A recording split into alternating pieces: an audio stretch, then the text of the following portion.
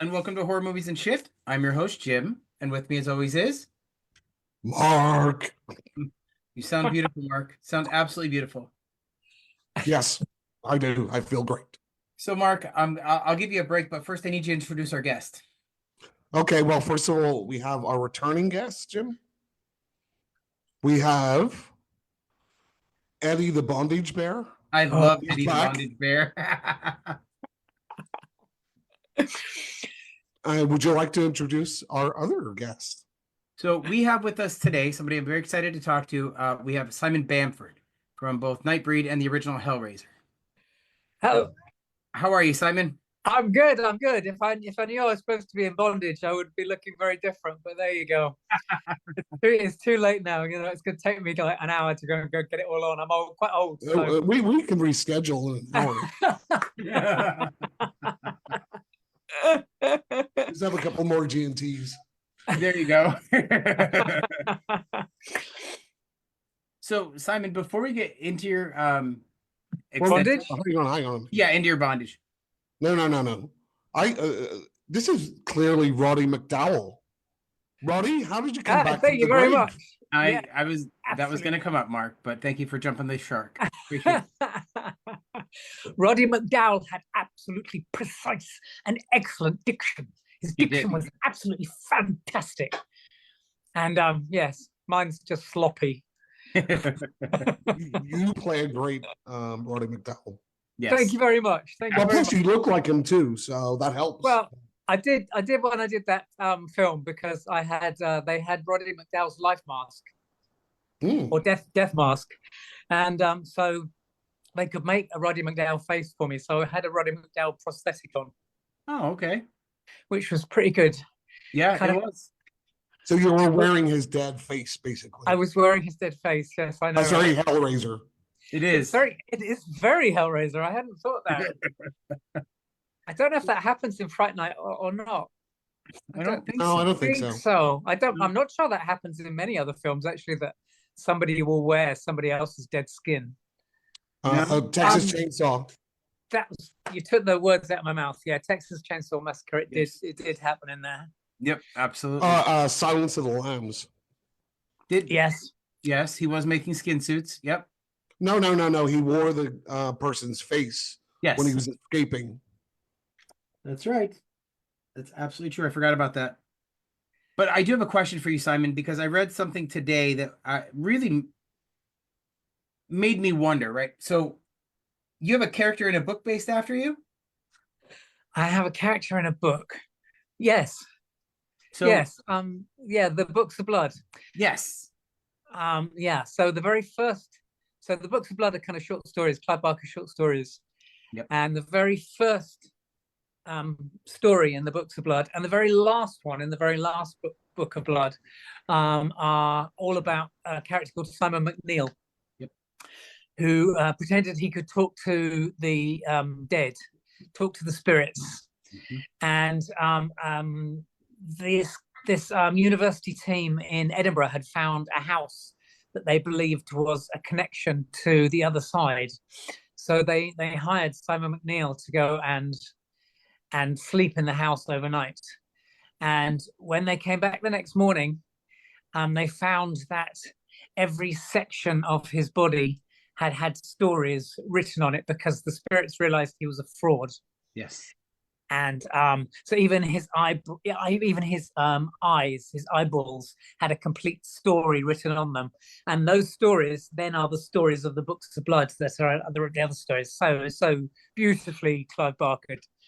I knew Clive very well back then, and we've been doing a lot of Fringe theatre together, and he just got his first publishing deal, which was the Books of Blood. And I didn't know that Simon McNeill was based on me, but when we went to the launch party, he signed my copy to Simon the McNeill boy par excellence. Wow. I've never quite worked out what that means. Does he mean I'm a fraud? I really love kind of the tagline in there. Excuse me. People are like books. When you open them, they're read. Yes, that's right. Everybody's like the Books of Blood. Wherever we're opened, we're read. Yes. Yeah. Again, beautiful Clive. beautiful, Clive. He's such a clever man, and he's so beautiful with words. He's so clever with words. So, some exciting news about Clive. I was chatting to his partner last week, and Clive told me, I saw Clive in Florida at one of the conventions recently, and he told me that his children's story, The Thief of Always, is being made into a film. Oh, how amazing! I can't remember her name, which is terrible. The Australian director of Babadook, Babadook, is directing it. That's amazing! Wow. And it's all kind of going through. And his partner told me this week that it's like they're literally signing the contracts, and everybody's got their fingers crossed that it's all going to kind of happen. But it's a big studio as far as I'm aware, and it's got a decent budget. I don't know if it's filming in, because it's set in London in the book, but I think it will be huge for Clive.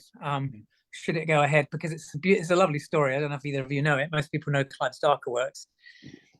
See, I'm a little bit strange in that respect because I don't particularly care for his horror. I much prefer his dark fantasy, like Weave World and Magica. That stuff is beautiful to me. And I'm the opposite. I like his horror stuff. Yeah, exactly. But that's great. You can capture lots of audience, right? Yes. I like them all. I like them all, but I know he's a good friend, so I have to say that. No, I do like them all. But I just hope that it's been difficult for people to find, even my sister. So when Abarat came out, my sister, when the first book came out, my sister had 3 daughters, all kind of teenage years or younger. And the oldest one, I said, look, she'd love this. It's really interesting. Like it's a fantasy. It's amazing. It's set in these different universes, these different worlds, and even my sister went, oh yeah, but it's Clive Barker.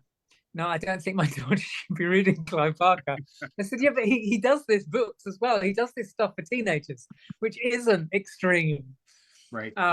So I'm hoping that that this will be a huge success, and it will open the door for people to discover Clive Barker's teenage work, because it's wonderful. Clive, Abarat, the books of Abarat were actually signed. I don't know if you've heard this story, but they were signed by Disney. I did not know that. Disney was very jealous of Warner Brothers when they started making the Harry Potter films, and they realized how much money they were going to make from the Harry Potter films. So Disney were desperately searching for something that could compete, and Clive had just started writing these, or just had the first Abarat published, or first 2, I think, and it was going to be a series of 5, so it was going to kind of match. My dog's throwing me a bone here. It's going to match. Sorry, Benji. There you go. Okay. Yeah, there's the bone. There we go. We both have dogs, so we get it. Fetch. So yeah. So Disney signed him, and they were going to do the books of Abarat, but wow. Clive being Clive, he said to me, "Oh, I've just this was before Disney had their kind of darker things that like all the different side things that they work on now, and like Alien, right? Yeah, they were very pure Disney then, kind of princesses and peas, and Clive." Said, "Oh, I've just signed with Disney to do a 5-film series," and he said, "I don't think Clive Barker and Disney are a match made in heaven somehow."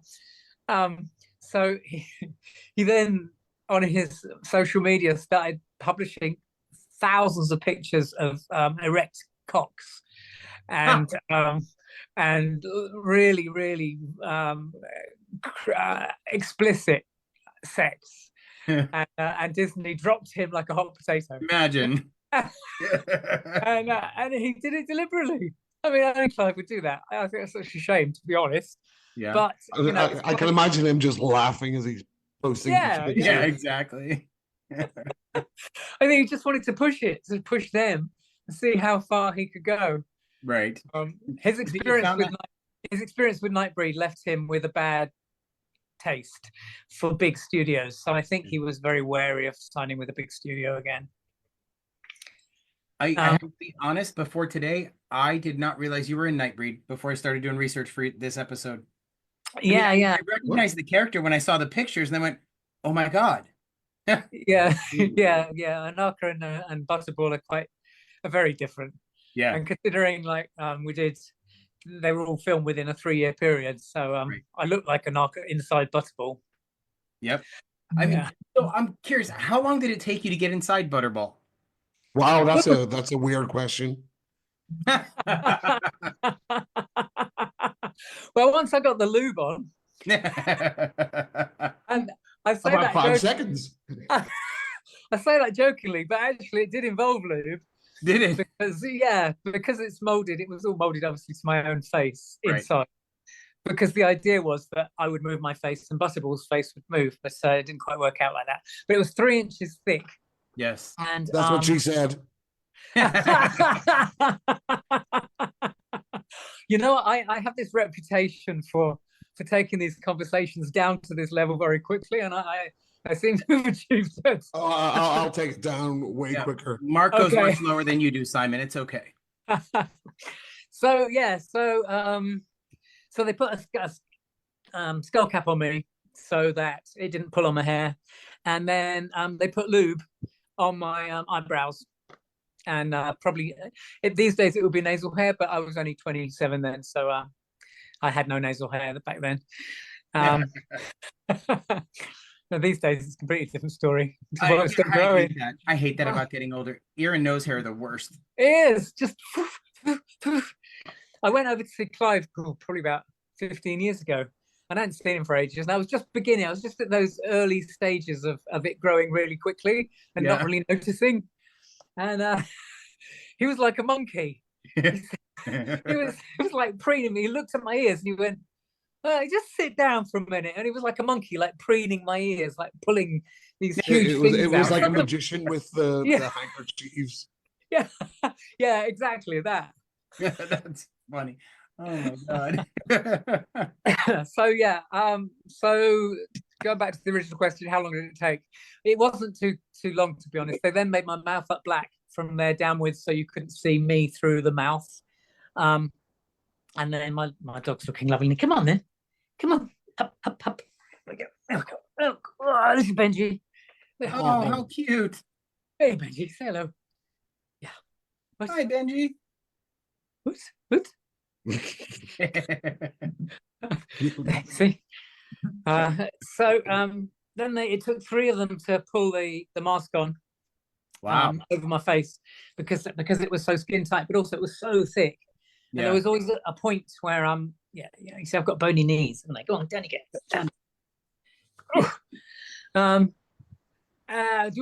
So there would also a point where it would cover my nose and my mouth, and I always thought at that point if it got stuck here I would suffocate. Yeah, probably true. Which would be a completely different story. So what about the bathroom situation?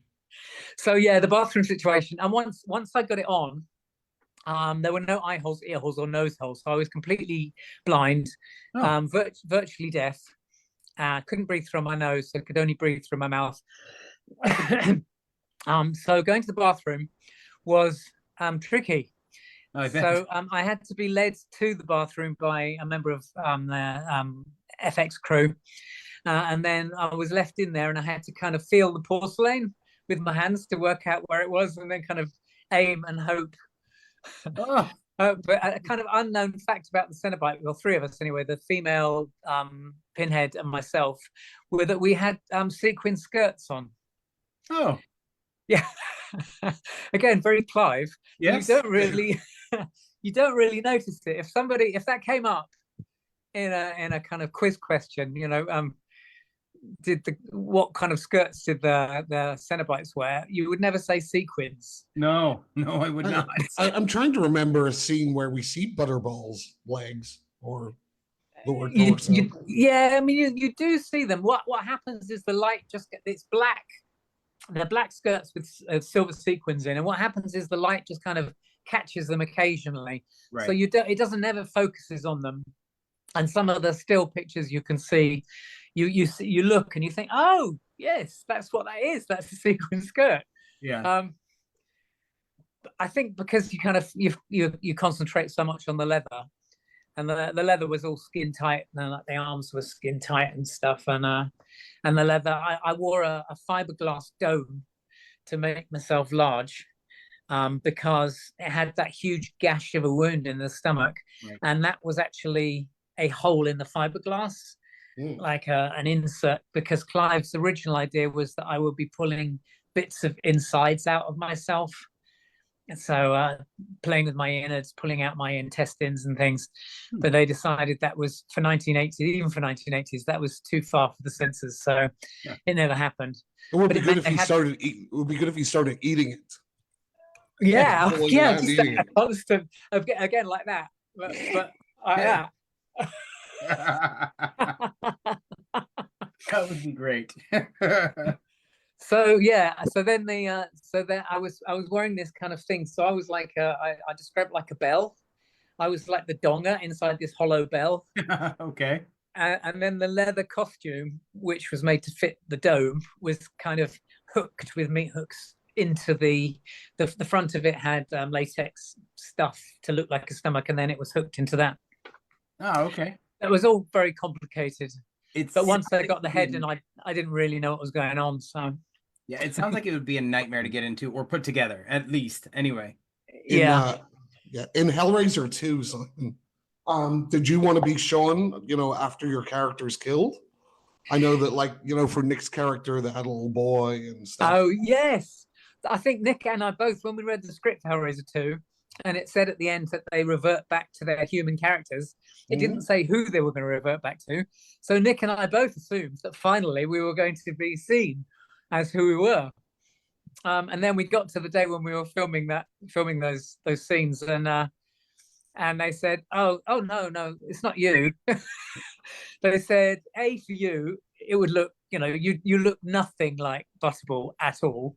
I was a skinny 27-year-old, I looked like an Onaka from Nightbreed. So they said it would be stretched too far. The audience would never believe it. Right. But Chatterer was a kid. Yeah, I know, but you could believe that because that could be going back so far that, And I remember reading in Fear magazine back in the day, Nick actually rewrote it. He did like a short story called was it Look See? Right. Wow, this is going back many moons. So he kind of rewrote like what happened to his character. Yeah. What he wished it happened to his character. Yeah, exactly. I mean, but that does sort of make sense because you find out later in other installments when they make other Cenobites that generally your form is related to your sins in your life, right? So yeah, you would assume Butterball would be something like gluttony or whatever, and your frame probably wouldn't support that. Yeah, exactly. I did have some fun actually a couple of years ago with AI when AI started coming. Actually, last year it must have been because AI hasn't been around that long. Right. But I asked AI to take Butterball's character and show him at different stages of his life, and all of the pictures were really interesting that they came up with, but they all showed a very large gentleman. Yeah, and at no point did they show anybody skinny. So I have a question for you, Simon, and I know it's kind of changed in the movies and even in the Scarlet Gospels. I like my Cenobites amoral, right? They're not there to sit in judgment. Oh, you cheated on your wife, so blah. I like them just, you open the box, come on in, we're gonna have some fun. Yeah, you're exactly right. You summoned us. Basically we are there to do a job, and our job is, if we're summoned, doesn't matter who summons us, right. They can summon us by accident. As long as we're summoned, then we have to do our duty. That's our job. Yep. That's how we serve hell. Have you seen like any of the other Hellraiser movies, all of them, some of them, or? I saw 3, which I don't like because it was it was the first one that didn't have us in it. Right. Oh, yeah. So I'm kind of heavily biased against that one. It's nothing against it, but I was very biased. So 3 to me felt like Hellraiser gone Hollywood. Yeah. Because it was very like flashy. I mean, the good thing about it was there's a lot more Doug in it. Yeah. He gets to do his thing. but it's a little too flashy for me.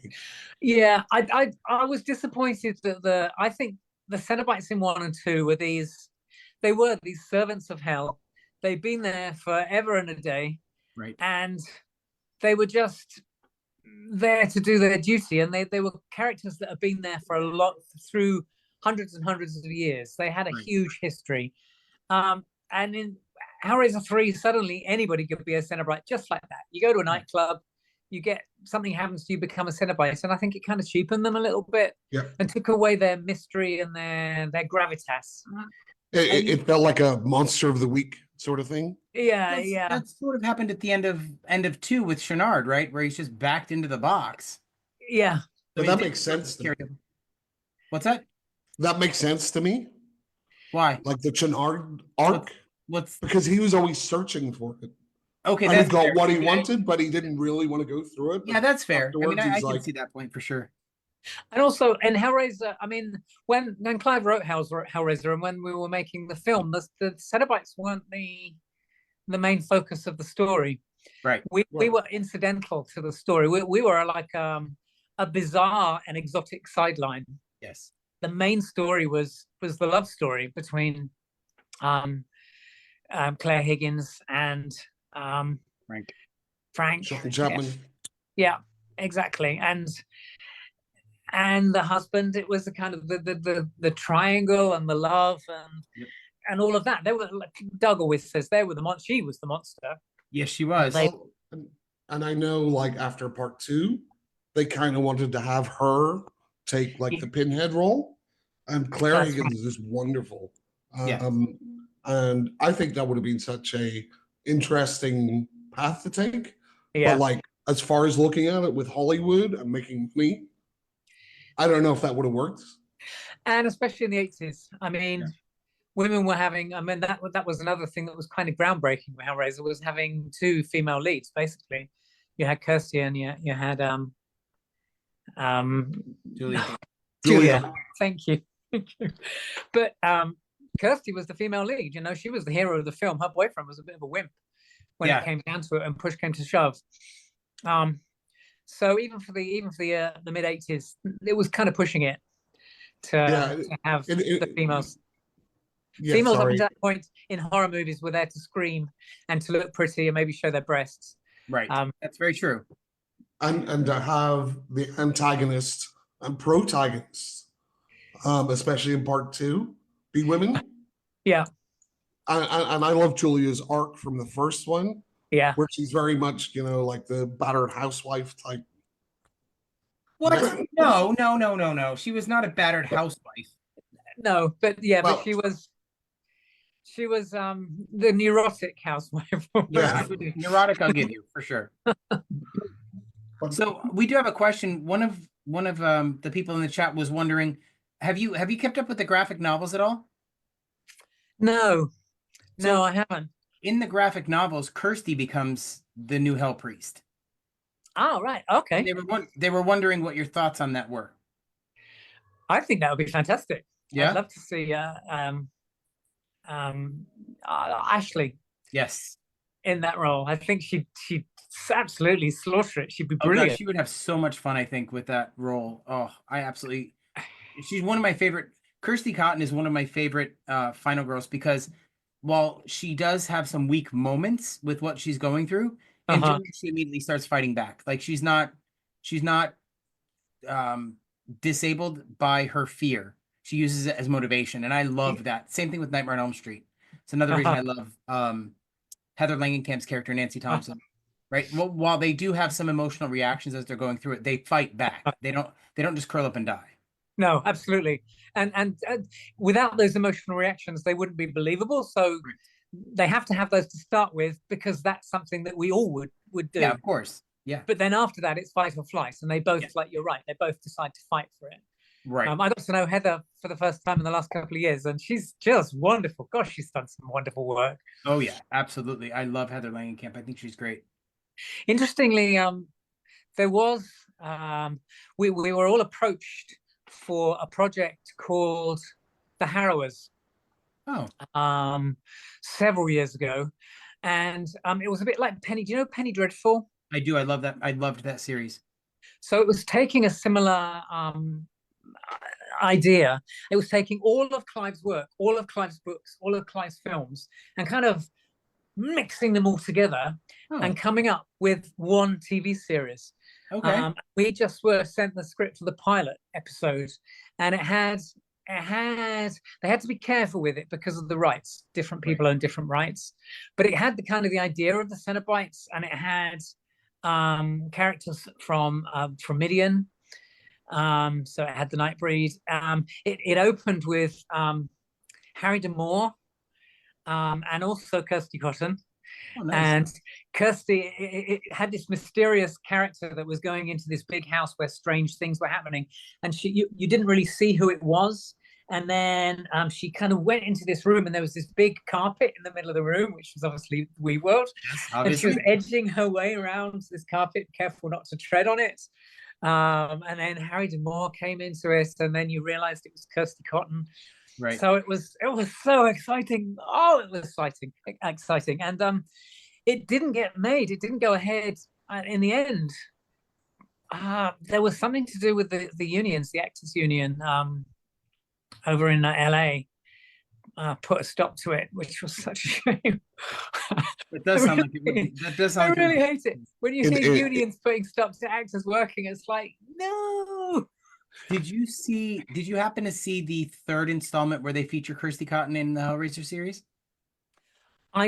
No, I didn't. I saw up to Hellraiser 4, which I really enjoyed. The one that goes back in time and says the toy maker, and then forward into space. Right. I really enjoyed that one. I thought it was really imaginative. And then I've missed all the others up until the one recently with Jamie Clayton as Pinhead.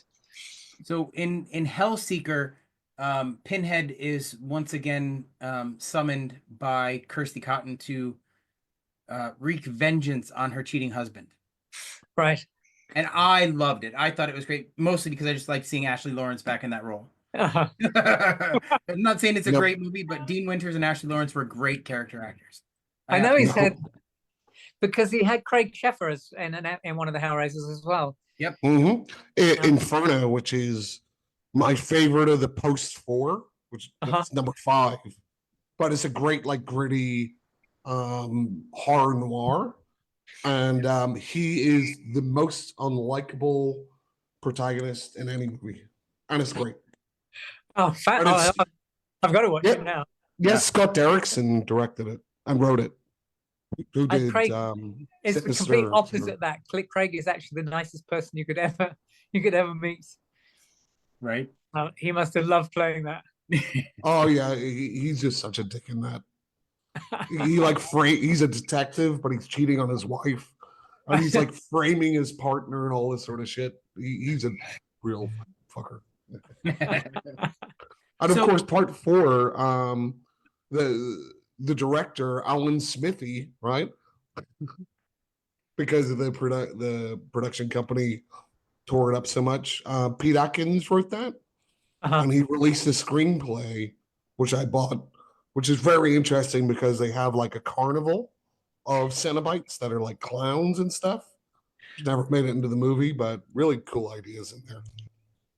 So, Simon, we have a question from one of the people that's watching, Veronica. She asked, what is your favorite scary movie?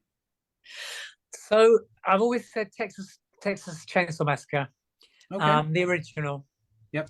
Mainly because it was banned in the UK when it first came out in the 70s, late 70s, early 80s. I'm not sure. So you had to go. They had these private cinema clubs in London, and anything that was banned, I think Exorcist was banned as well. So you had to go. I mean, not for very long. So you had to go to these private clubs to see it, which kind of made it way exciting to go and see anyway. Yeah. And, in fact, I was going to go on a tangent, but I won't. So please go on your tangent. Just remind me to go on a tangent about getting banned, because I'll forget. So I'll finish this bit first because my brain just goes. So yeah, Texas Chainsaw Massacre, and when it came out, there was no reality TV, so there was no ever any focus on real people in film or TV. So when the opening titles came up and said this is a true story, And then it was filmed with that kind of really unsteady, like it was like a home movie. Like a documentary Yeah, exactly. And you or thought, found footage, I guess. is this real? And obviously you thought, no, obviously this isn't real. But I love the double ending. I just thought it was so exciting. I did a whole podcast on it. Somebody asked me to do a podcast just on the film that I was frightened me or I enjoyed the most. And so I did a load of research on it. And it's some Tobe Hooper, who directed it and wrote it. Everybody says, oh, it was based on a true story, but it wasn't. The reality is that he was Christmas shopping, kind of strangely apt, and he was back in the days before the internet, so Christmas shopping was sheer hell on earth. Yes. And you go to the mall or the big places here, and it would be packed with people all kind of desperately trying to get those last minute gifts. And he was hating every moment of it, and just happened in the middle of this shopping mall to see this shop that sold chainsaws. And suddenly in his head, he had this idea that he could go and buy a chainsaw and just hack his way out of the shopping mall and just be done with it all. Huh. And he went home and immediately started writing, and he wrote the entire film of Texas Chainsaw Massacre right up to the double ending. Wow. There and then, which was kind of a slight alteration of what he was thinking, but that's where he suddenly got the idea of just what a wonderful weapon, I suppose, the chainsaw could be. It's like if Ed Gein had a chainsaw, right? Back in the day.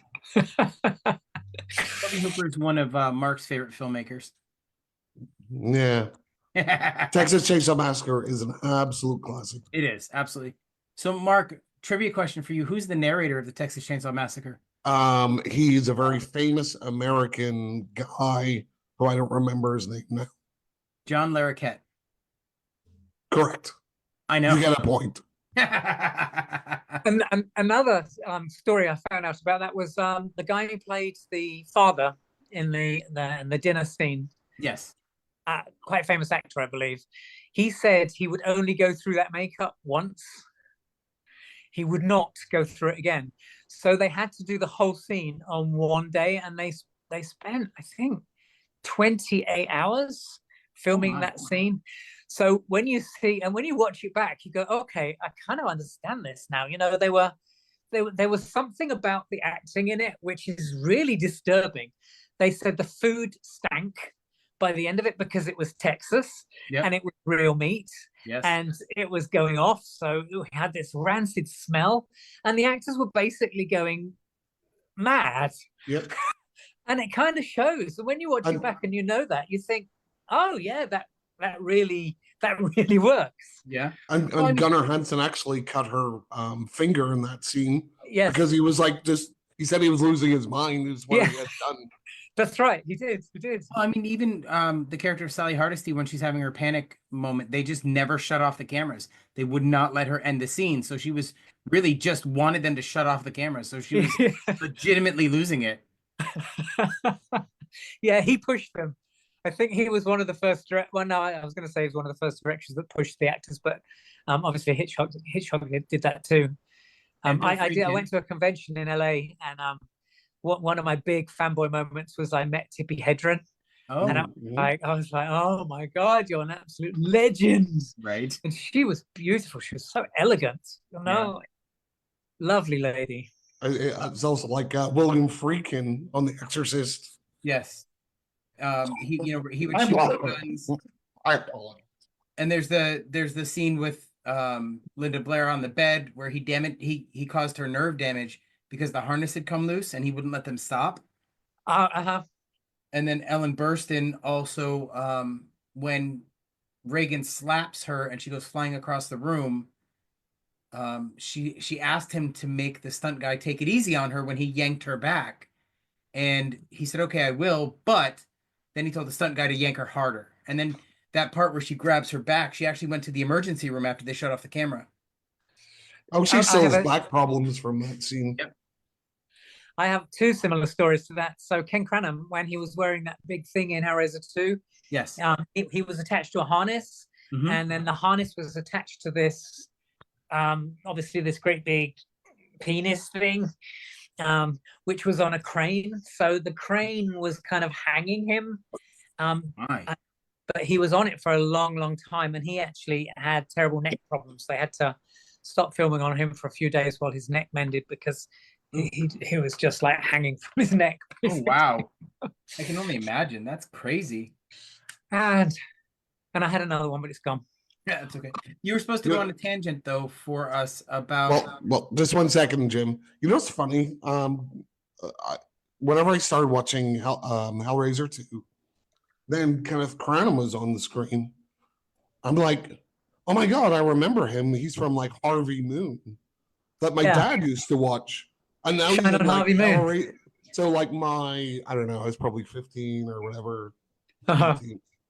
I'm like, oh my god, it's the guy from that weird sitcom, or not sitcom, but like dramedy. Uh-huh. He was like in oh god, Pompey. Pompeii, No, I can't remember the name. Pompey. No, it was it's gone. Ken's done tons and tons and tons of amazing work. He's constantly cropping up, and he goes, "Oh, it's Ken." And he does amazing stuff in theatre in the West End. Here, he wins all the awards. Oh wow. He's lovely. Yeah, I was terribly in awe when we were working with him, and Claire. To be honest, Claire Higgins is known for her work at the National Theatre and the Royal Shakespeare Company. You know, she's very revered. Yeah. So Simon, you're also a theater critic, right? You I write for was. the stage. I haven't been recently, but yeah, I used to write for the stage newspaper. They used to pay me to go and see productions, which was really nice because you get to see them for free. And then the bad side is then you've got to go home and kind of quickly empty your head of everything that you've just seen and kind of try and. I was always very kind. I was never a very cruel theatre critic. I was going to say it must be interesting to be an actor and a critic. Yeah. Because you see both sides of it, right? Yeah, absolutely. And you know how much it can hurt. And I always think an audience that is reading a crit, they can kind of they can see for themselves.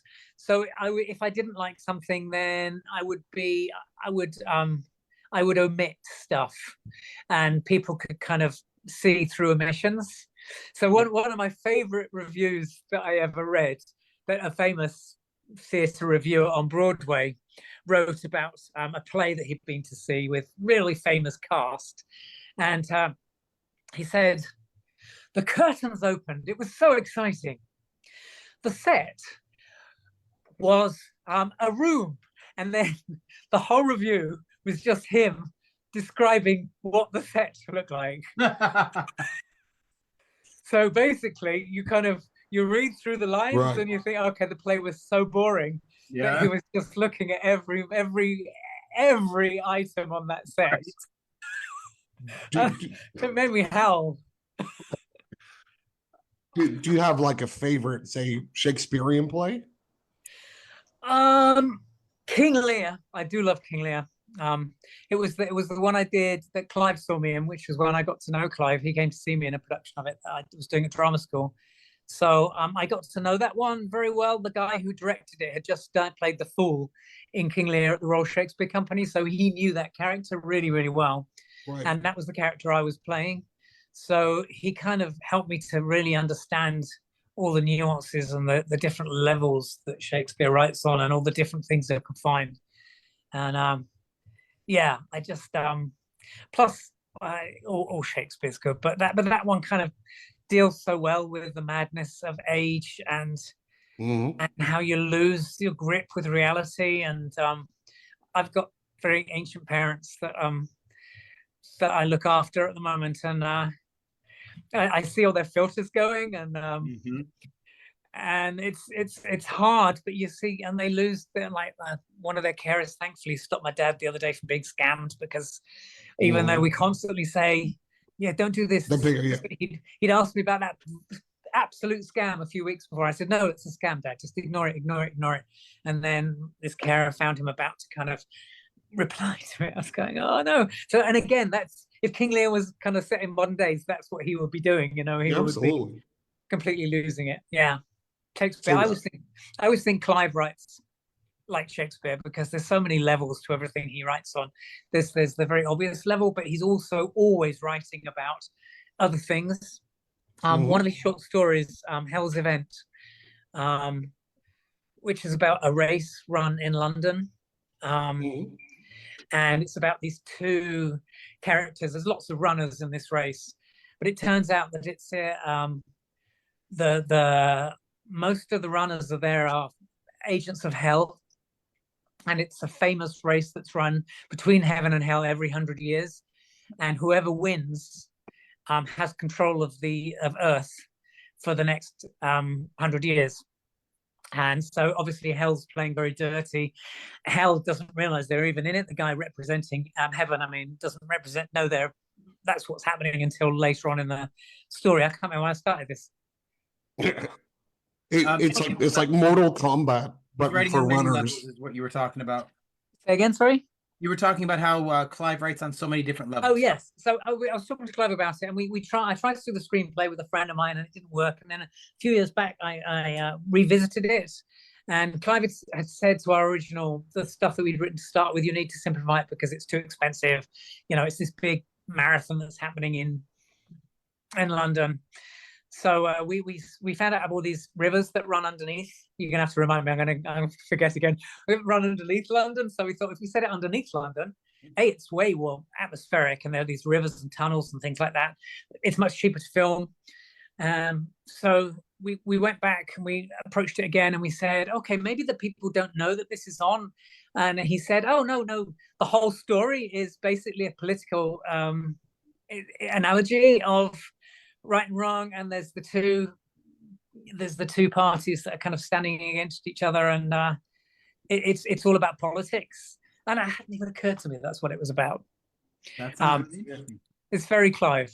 There's loads of, the more you dig deep, the more interesting stuff you find in everything he writes. Right. So Jim, I have a question for you. Okay. What is the Shakespearean play which actors won't say the name of because it's apparently bad luck? I can give you a clue in a minute. Go ahead, give me a clue. They refer to it as the Scottish play. Hamlet. That's a Denmark, you idiot. That's the Danish. I don't. Then think about Scotland and a Shakespeare play, and it opens with witches in the name. I saw a production of this at the Royal Shakespeare Company, and it always starts with three witches. Hubble, Bobble, Toil, and Trouble. Right. Begins with an M. Macbeth. That's the one. But now you have to go outside the room and turn around. I don't know why that name never came to my mind for some reason. Simon, do you know how I knew about that? No. Blackadder. Oh, this opening sequence at the Royal Shakespeare Company was so shocking. It was amazing. So the three witches, it started with these three nooses. When you walked into there were three nooses just hanging there. Okay. And then it went to black, and the nooses went up, and then these three children came down in these nooses, just still, and then the lights kind of came up, and they were like doing this, the dance that people who've been hung are doing. Yeah. So the fact it was children was so shocking, and then suddenly they went into the three witches dialogue. These three kids, they suddenly stopped shaking, and then they were the witches. It was so shocking. I'm not easily shocked, but to hang. Oh, can you imagine the production meeting? So we'd like to hang three small children. Can you imagine the auditions? Yeah. The conversations with the parents. Yeah, right. Perfectly safe. Yeah, we're just gonna hang your kids for a while every night for a month. How much? I know some parents would probably pay for that actually, but So Simon, I was looking through your IMDb. You were in Quadrophenia? Well, as a background dancer? I filmed on Quadrophenia. I was 16/17. And Easy. I was staying with my agents before I went to drama school, and he said I was with this very dodgy agent called Bother Boots, who represented kind of people, boys 16, 17. I won't go any further than that. I think you can kind of read between the lines what he was like. Uh-oh. Yeah. Jimmy Savile. Yeah. But so he sent me for an audition. It was an extra, and they said yeah, and so I went along and filmed. There was a scene in a nightclub where the guy throws himself off the balcony. Yep. And it was that scene. I spent 2 days in this nightclub, thick smoke, this one damn song playing over and over and over and over and over and over again for hours and hours and hours, and dancing along. But in the original cuts, you can't see me, so I was there on the shoot, but you never see me in the actual film, sadly. Oh. But Mark, who played Pork Pie, the Pork Pie Hat, I worked with him a lot on the Dark Ditties TV series. Right. So we've become friends since then. And you revised your role as Peter Vincent. Yes, yeah. So that was fun. So, with this company did a documentary about Hellraiser. It was 7 hours long, called Leviathan. Yep. And for their next project, they wanted to do one about Fright Night. And they had the death mask for Roddy, and they said, "Can you?" We were thinking about somebody who looks a bit like Roddy. Do you think you could play him? And I went, yeah, I think so. I could do some research. It'll be a challenge. And they said, do you mind if we put it on social media? I went, yeah, no, that's fine. And within about 2 hours, there was all this posts everywhere going, oh my God, what's he going to do? He's going to slaughter the character. Everybody loves Roddy McDowall. It was like there was so much pressure immediately. But it was fine. I had a lot of time. It was quite a hard thing to do, actually, because as an actor, you kind of tend to you focus on the narrative, you focus on the emotion, and you focus on the story. But when you're doing, basically, this character was Peter Vincent, so it wasn't Roddy McDowall, and it wasn't really Peter Vincent, but it was Peter Vincent as the character that he plays in the TV series that he presents in Fright Night. So it was like kind of triply layered, if you know what I mean. It's like peeling back the onion layer. Yeah, exactly. Because you're playing an actor who was playing other actors, like as a mix. Yeah, and then he had a character that he played in a TV as a presenter. So that's the character I was playing. But it was interesting doing the research, and I found loads about Roddy and how much he was loved in Hollywood, and he was one of the first people that actually kept.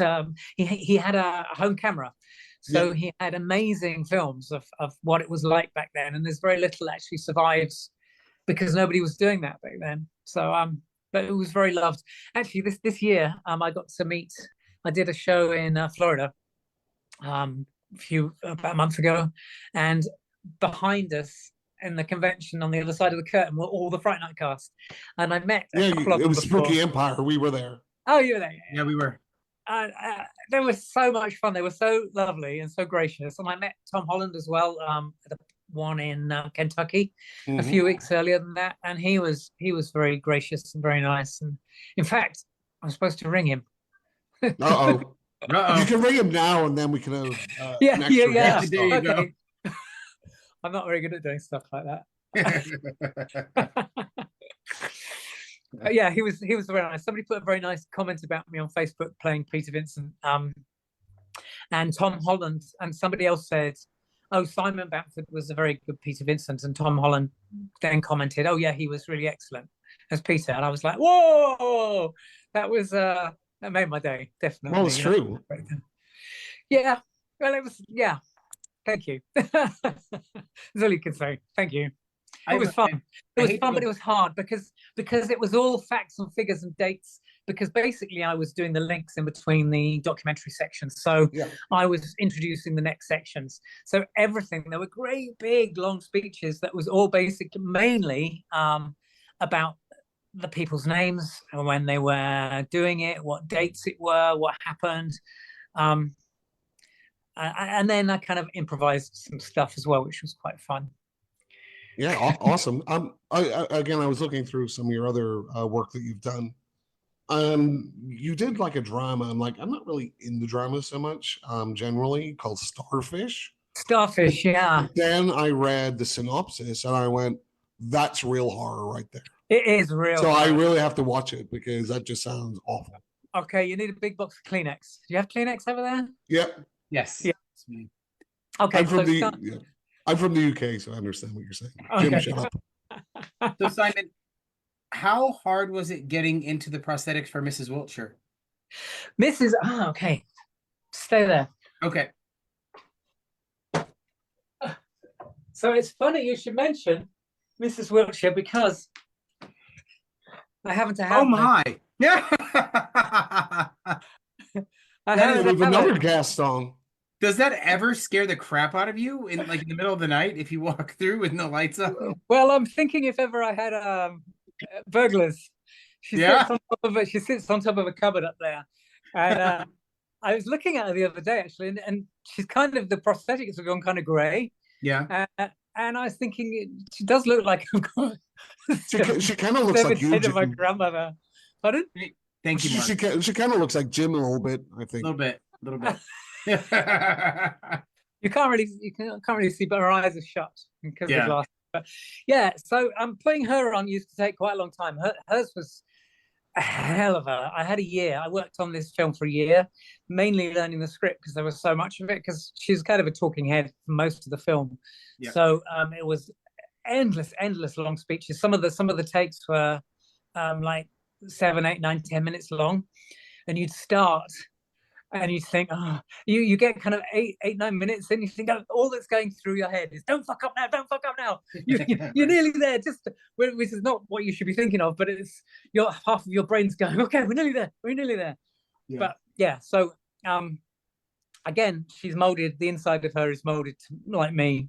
Yeah. And she was in sections because obviously she talks a lot. So the nose was one section, and then I think it was the top section head here. And then I think this was all one. The mouth was one section, and she had this lovely. She was molded, or she was designed on my grandmother's. So they said, "Can we have some pictures of your grandmother's because your bone structure is going to be similar to theirs, and we can see what they look like, and then we will kind of try and make." And she does look like my dad's mum. Oh wow, very very similar. So do you hear that, Jim? Yes. What, Mark? Did I hear you what? Look like his dad's mum. I look like his dad's mom. Yeah. She looks very big. I suppose that's very big now. But yeah. Yeah. Oh. One down. She'll have to go lady, Mark. That's a lady. Yeah. Did you see Mrs. Wiltshire? I did not. I watched the trailer for it, but I have not been able to find anywhere in the States where Dark Ditties Presents is streaming. So I have not seen it yet. That's a shame. It's very, very dark. It's another one. Like very, very sad. Yeah. Interestingly enough, when we wrapped on her character, because I also play another character in the film. So we did all of her days filming first. And then wrapped on her, and everybody on set was really sad because it's like she died. Because she was so real. Even to me, she feels real, which is weird. I've never had that connection with the character before. I'm very fond of her. And again, I said that I would work on. I said with the writers, I'd love to do a stage version of it. Yeah, maybe taken up. So there's a big festival called the Edinburgh Festival where they have fringe stuff up. I'd love to do a one-man show one-woman show of Mrs. Wiltshire and take it up there. But she's trapped in her house by the spirit of her dead husband. Okay. And as the story progresses, you realize that she's been abused by him all through her life. So it's very, very black. And then you find out her children pop in and out. You find out her children were both abused by him as well. And spoilers coming. At the end of the film, you realize that she killed him. She actually kills her husband, and then her son comes, and you realize that after she killed him, she committed suicide. And she's also a spirit. She's also a ghost, but she's trapped in this house. And her son also is a ghost. Keeps trying to get her to leave the house, and he's trying to take her to the other side. And at the end of the film, she's been institutionalized through her life. Yeah, it's very dark. It's very sad. It sounds like it, but it sounds like it'd be absolutely riveting. Like I would love to see that. Sounds very funny. It's not funny at all, which is strange because Dark Justice on the whole is a comedy series. Right. So what they were doing making episode 2 this, I have no idea. They kept saying to me, "It's very serious. Can you find any jokes to put in?" I was thinking, it's not really that. It's not that kind of subject matter, you know. Right. How do you find it? How do you find? We found lighter bits. There's one section she talks about. She's on the floor and she's trying to scrub up the blood that's all over the floor, and all this junk mail comes through the letterbox, and she talks about pizzas and Save Polar Bears, and I can't remember the joke now. Anyway, yeah, we tried to make little jokes, but it doesn't really. They don't really land as jokes because it's just too serious. I would have like a comedy twist ending, and the cast of Rent-A-Ghost come in.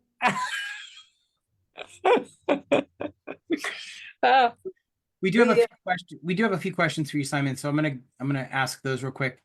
If you could be any other Cenobite in the Hellraiser world, who would you want to be besides Butterball? That's a good one. In the whole world, in the whole universe? Yes. I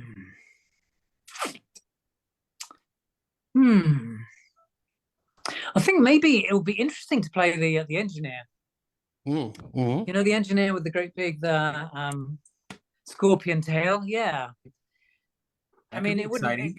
It kind of wouldn't work, but it would be interesting to expand that character and find out how it got to be what it was. I mean, Jim, you'd like to be the Chatterer beast, right? The Chatterer dog. I would. Yep, that would be a blast. There's an interesting story between when Nick and I both on our first day shooting, and the first day with the makeup's on, and we both realized that our masks wouldn't move. However much we moved our faces inside, the masks were they just wouldn't move. His, not mine. The only thing he could do is move his teeth. Right. And the only thing I could do is stick my tongue out as far as I could just see the tip of my tongue. And at one point, Nick said, "Oh, I think I might stick my tongue out with the teeth as well." And they said, "No, you can't do that. That's what Simon's doing." Because they were the only two things we could do with our faces, anyway. You know, right? Why does Butterball need sunglasses? For a shock value, for the reveal, basically, as a cinematic reveal. Why do any? You know, and he's a Hollywood star, darling. Right. All Hollywood stars wear sunglasses. Yeah, just to look cool. Just to look cool. That's why. So, James Hill says that he loved your character in Nightbreed and never knew that you were the actor behind Butterball. And Butterball is one of his favorite Cenobites. So he says, "Thank you for your artistry." Thank you very much. Thank you very much. Yeah, that was fun. It was great relief for me to play an Arca after 2 years of playing Butterball, to actually have the freedom to not get up at 3 a.m. and not have all that makeup. And I had prosthetic nipples. The only prosthetics I had in Nightbreed was prosthetic nipples because I had that metal ripped out of my I was going to ask you about that. Yeah. So because of that one bit that was scripted, I had to have prosthetic nipples for the whole shoot. Well, and if I remember correctly, you had like sort of a hairy chest. Did that hurt? Like when they ripped that out? No, because I can't remember how they did it, to be honest. No, they kind of glued it to me. They must have put something on there to attach it. Yeah. I think they stuck it on with, they have this special glues and stuff, which they will use prosthetics to stick it to me, apart from the one day when they were going to rip it out, and then they probably used something a lot less. Really, I feel your character in that, Simon, is one where the audience is totally on the monster's side at that point, because they're like, he's such a nice guy. Why are you doing this to him? Like, well, we know who the real monsters are. Yeah, exactly. That was the whole point of my character, was because people say, why, how is he a Nightbreed? How is he a Midian? And you kind of see it, then he explodes and turns into dust. Yes. But apart from that, there's no real clue as to why he's there. He just looks like this normal guy. Yep. Who happens to be a Midian. But then, so there are several characters that are the sympathetics, and our purpose is to get the audience on the Midian side. And the other, it's actually two. The other one is the girl who turns into the lion character. Mm-hmm. I say three because she was played by twins because of the time it took to do all her makeups. Yep. But that was our whole purpose, was to kind of get people's sympathy and empathy. And I didn't have much dialogue. I had some dialogue in that. I had some dialogue in Butterball. It got taken away from me because of the teeth. I couldn't say it. But yeah, Clive kind of placed me. He said to me before we started filming that the character in Death in Venice. Oh, tangent. Do you know Death in Venice? No. Set in Venice, and there's this guy who's in love with this boy that he sees. He said, "You are the boy." There's this boy that is constantly through the film, doesn't really say much, but you're really aware of his presence, and that is who you are in Nightbreed. So the tangent I was going to go off with is I was having a meal with Roddy McDowall in somewhere, Phoenix, Arizona, and his son. And they were just going off to film Death in Venice. Oh. Roddy is playing the man, and his son was going to be playing the boy. So they were very excited. I know, slightly odd. Don't go into that too deeply, but I have some thoughts about that. Yeah. Yeah. I had the same issue with Nancy Sinatra and Frank Sinatra singing something stupid. Like, it's a love song. A father and daughter should not be singing this song. Yeah.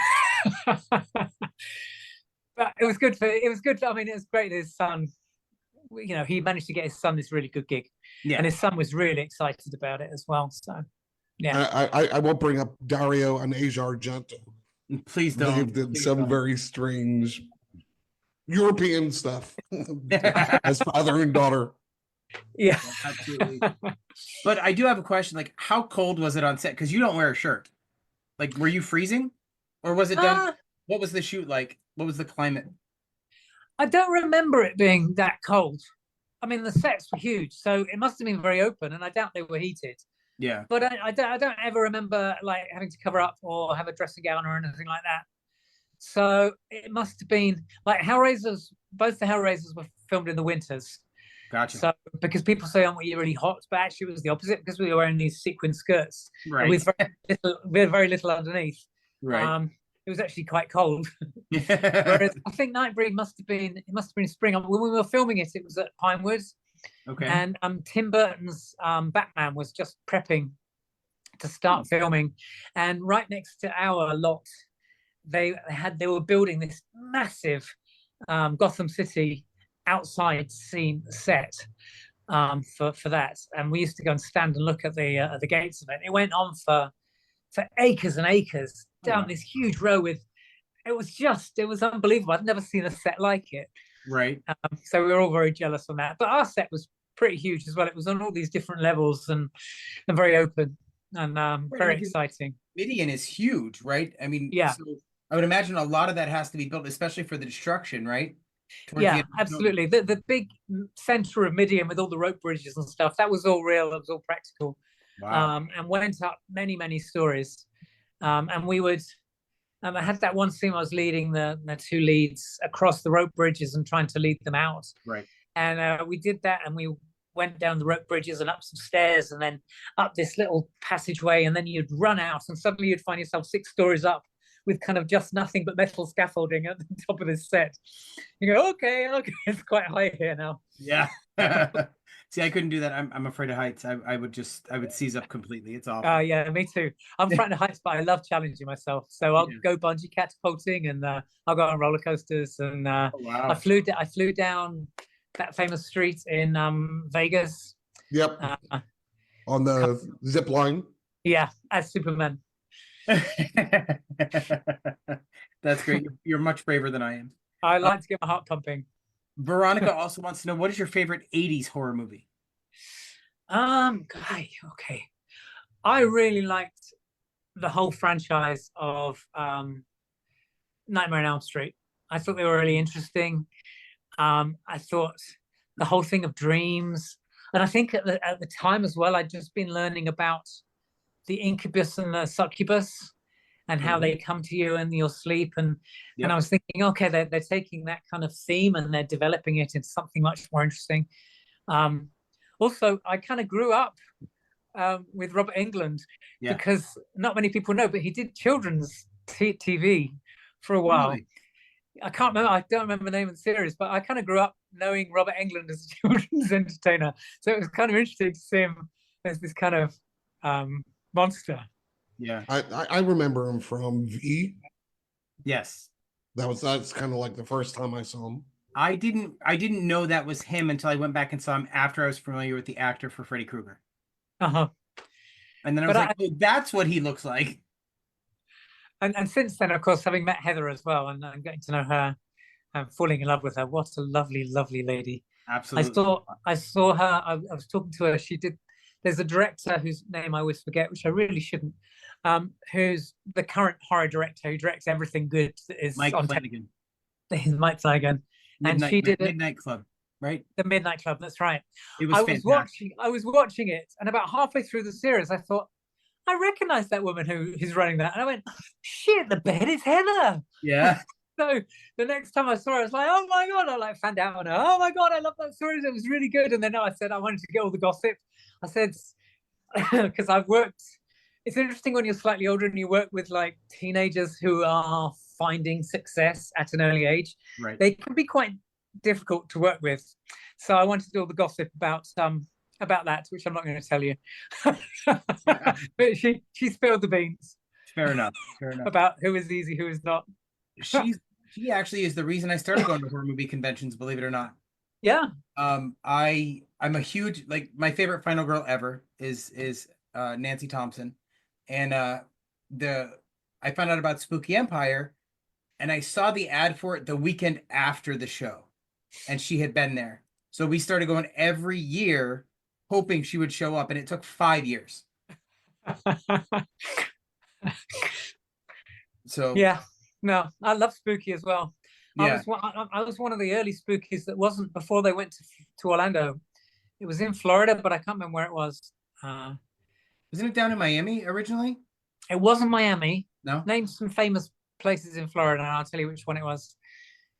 They did one in Tampa. I know that. It wasn't Tampa. It was the other one. St. Pete? No. No. Nah, never mind. St. Augustine? So I remember first time I was going to go meet you and some of the cast, we had the Hurricane Matthew. Was it Matthew? Yeah. But yeah. they canceled the Spooky, but then they still had it because it missed them. Right. So, okay. When the one I was in 2016, they had Hurricane Matthew, and there was I was already on a plane when they canceled it. And there was me, and there were 3 of us already on a plane. So we got there, and kind of dodgy, rough landing just before the hurricane hit, and got rushed straight to the hotel. So there was me, Imogen Borman, who played the girl in Hellraiser 2, and Kane Hodder in that huge Hyatt Regency Hotel in Orlando. It was like a scene. It was like The Shining. There were 3 of us with this storm going outside, that it was like whistling around the hotel. Oh, wow. And we were just in this massive hotel. And then after that, they did something to kind of raise, in one of the local stores we went, and they did something to raise money for PT and Gina, because obviously they stood to lose a lot of money from that. Yes. Because I know, like, they canceled all that shit, and came back and said, oh, we're still going to do a small thing. And I live in Tampa, so I'm like, I don't know if I could do that drive, because I don't know. Yeah. Like, if there's trees down or whatever, I'm like, it's just. I was the same way, because I was on the other coast. I live on the East Coast. Mark's on the West Coast. So I was like, I don't think I'm going to drive that far right now. Yeah, absolutely. You never know. And also, trees their structure can be loosened, so you never know if they're going to fall. Exactly. We had a big storm here recently that ended up being a red warning, and there was, it took a few lives. But we had a lot of fun with Imogen Borman on that one, because we were trying to think of what to do. And have you heard of the game Where's Wally? Yep. The storybook? It's Where's Waldo. over here. Okay, so Jim. where's Waldo? So she has some teenage daughters. So we decided we would play a game of Where's Simey? And those huge ballrooms and those huge areas in the hotel, I would go and hide. I would just go and stand by a pillar like this, and she would go way, way back and take these pictures. And you couldn't really see me. And we did a whole sequence of pictures, and you have to kind of really zoom in, and then there he is, standing next to the pillar. Or I would lie in one of the patterns of the carpet, and it's amazing. You do just disappear. You should post those online. I think that I would be did put them awesome. on Facebook. Oh, you did? A while back. Yeah. But they were fun. Some of them are more obvious than others, but they were fun to do. That sounds like a blast. So, what's been your most unusual encounter at a convention? Besides Mark. Besides, Gosh, there's been so many. I mean, there's been so many. I mean, there was a wonderful one this year with the guy with the pinball machine. He'd done that Hellraiser pinball machine that was just fabulously done. And right in the back behind a kind of two-way mirror, if you hit the certain bits, it lit up the lights behind it. And there was the whole hospital room with tiny little puzzle box sitting on a bed. It was so clever. And actually did some audio. He said, "Would you mind doing some like audio recordings, and we'll put it into the game." Wow. So yeah, we did that. I did. So I did my original voice because, like I said, I did have lines for Butterball originally, but they got cut because with dentures in my mouth, I couldn't say them. So, but I had worked out how I was going to say them and what Butterball was going to sound like. And I have this character that I used to do with my my niece when she was growing up, which I used to call Pervy Uncle. Oh God. So her name's Hannah, and whenever she come around, I'm like, "Hello, Hannah. How lovely to see you. Oh, you're looking really lovely. I love your hair. Let me touch it. Very lovely." So this was Butterball's voice. He was going to be a real slob and very lusting after Kirsty, and that's disturbing. it is disturbing, which is right. wow, that's a very good impression of Jim. Jim? I don't need the pervy voice. I'm just disturbing in general, Mark. True. Just saying. So, Simon, do you plan on being back in Florida anytime soon? Probably not for a few years now. We had a really busy year this year with conventions because Clive said it was going to be his last year of doing them. So that's over now. But we were backwards and forwards across the pond way more times than was comfortable. And so I'm looking forward to having a year of not going. Absolutely fair. I can Over only there. imagine you're going to travel. The next time you come, I've been trying to get Pete Atkins over, and I keep tagging him in the Spooky Empire Facebook and say, please invite Pete Atkins. Like, he's a huge part of the Hellraiser stuff, plus Wishmaster and everything else. Pete Atkins is great. They never invite me. The guy who did the score, whose name has gone from my brain, Christopher Young. He's fabulous at conventions. He's really interesting and is a wonderful, wonderful guy. So he's worth getting over there. I still like Claire Higgins. I still have to meet. Probably see Claire is most of the pictures are autographs on my picture. So Sean Chapman. Sean has just come out of the woodwork. He's just started to do shows again. So oh really? I think you might find Sean. I understand he's going to be doing one in the States at one of the Days of the Dead. I'm not sure which. And also Ollie Smith, who plays Skinless Frank. Yep. He started coming out the woodwork as well. Whether you get Ollie's a little bit older than the rest of us, so he's really old. So whether you get him to cross the Atlantic, I don't know. But he started coming out. Claire Higgins is so much fun. Oh my God, she's wild. Oliver's performance in Hellraiser 2 is fantastic. Like, that's one of the most, like, oh my God, like, you have to almost look away. And you feel so bad for him, but like, he's screaming and it's just great. he did a few of the Dark Ditties series with us as well, and his characters in there were fantastic. He is a really, really great actor. It Yeah. was a really interesting series, the Dark Ditties. They got some really fine actors on it, and then they got me. So basically, Simon, I'll just send you a list of the people I still need to sign, Okay. and you just bring them over. I'd Okay. appreciate it. Okay.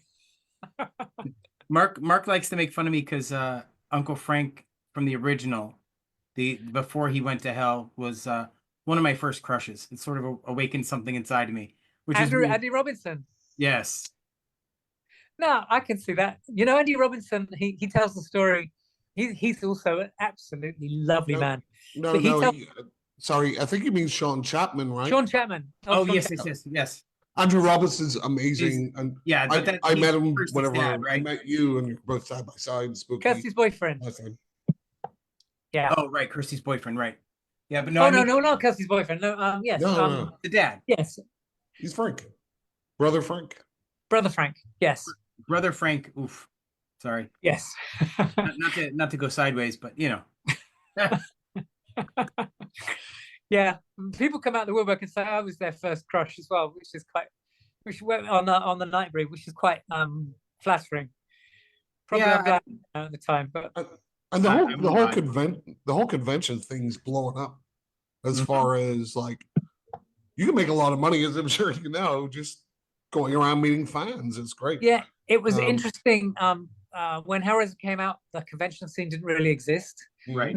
Not like it does now anyway. And it was 10 years before we did our first convention as the four of us. And that's when the whole convention scene started to kind of explode, which was the 90s. And since then we haven't really stopped. We keep thinking during COVID, we had some emergency Zoom calls, like all the Hellraiser cast going, is this going to end our convention careers? You know, is this it? You know, everybody's going to want the new Cenobites and they're going to want the new cast, and then we're just going to kind of drift off into obscurity.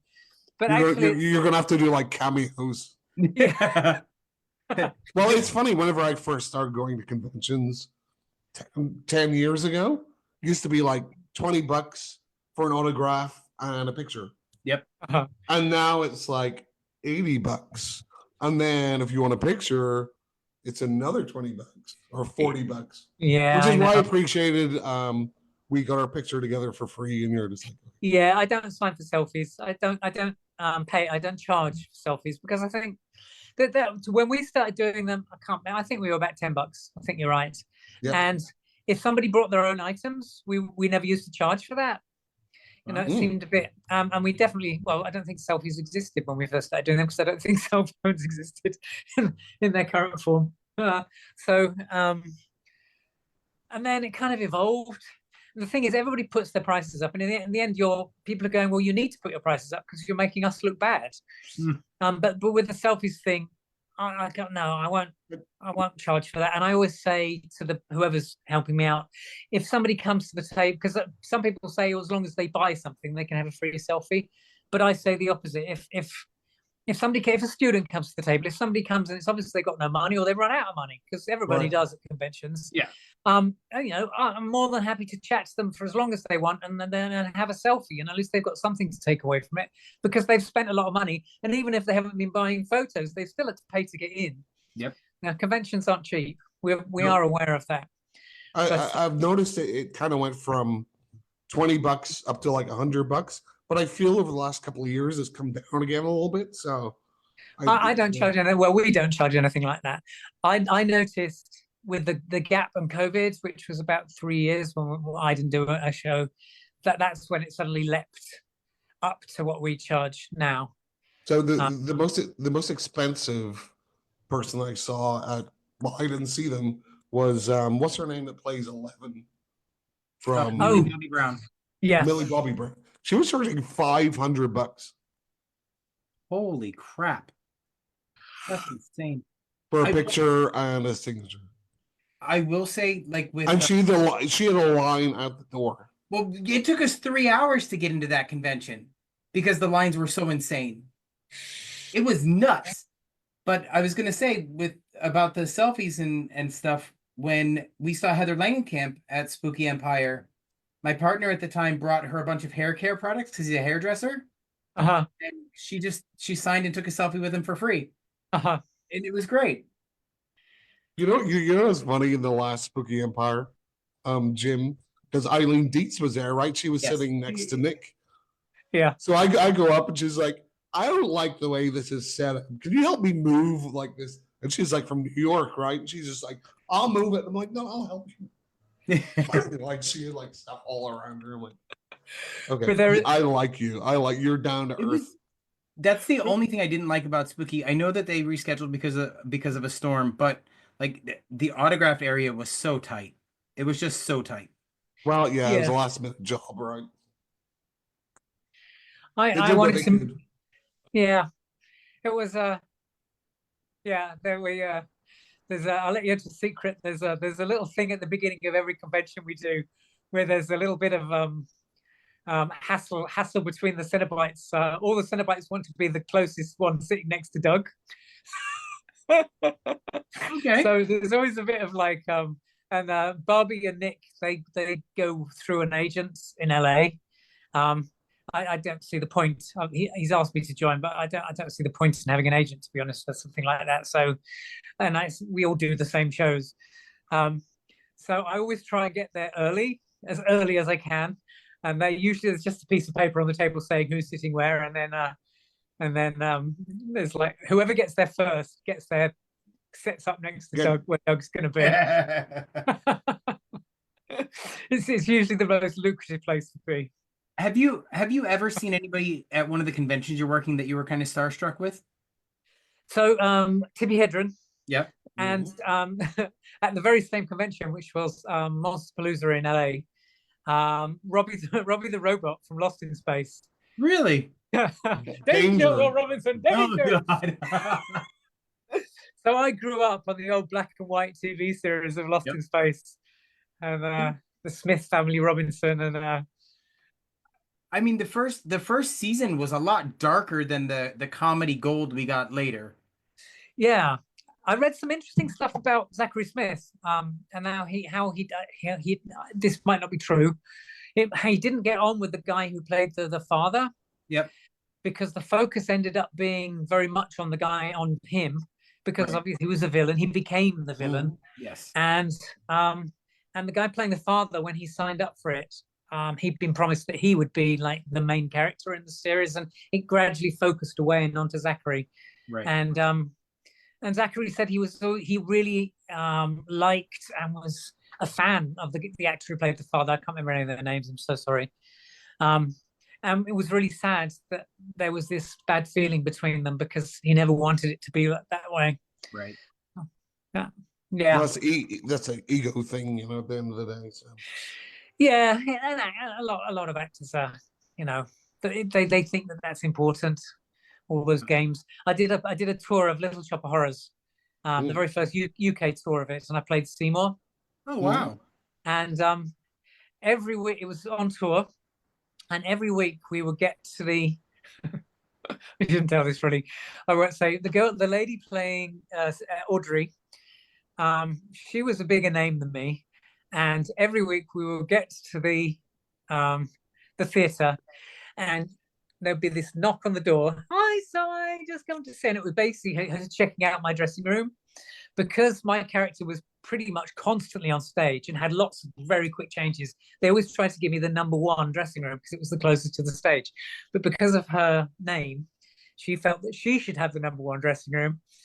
And some theatres cleverly, instead of having dressing room 1, 2, 3, 4, and 5, they give them names, like famous actors' names. So for those ones, I remember going to this one in Bristol, this lovely theatre in Bristol, and going to the dressing room. It was beautiful. It had like a kind of lounge area with suites and big telly, and it had this beautiful bathroom. And I looked at it and thought, sadly, I'm not going to end up in here. And sure enough, it was a little like, Simey, hi, how you doing? Yeah. And then she'd come in and she'd be all lovely and nice, and she'd be looking around, and then off she'd go, and then there'd be another knock on the door. It'd be the company manager. Hi, Simon, would you mind moving again? So, Simon, ego. It is ego, but people think that's important. So you're not the sort of one to say, I want a bunch of M&Ms, but no green M&Ms. Only as a Only joke. Or green else there's M&Ms. going to be hell to pay. It'd be much more demanding if it was only green M&Ms, though, Mark. Oh, that would be like what you would do. Yeah, probably. So what are I guess you seem to enjoy horror, right? In as far as acting goes in general, right? Why? Yeah. What is it about acting in a horror film that you like so much? A lot of that, I think, starts from a love of America as a small child. So Okay. when I was growing up in the 60s, we didn't really know much about America. Not like we do now. You didn't know much about us probably then either. So we used to get these magazines.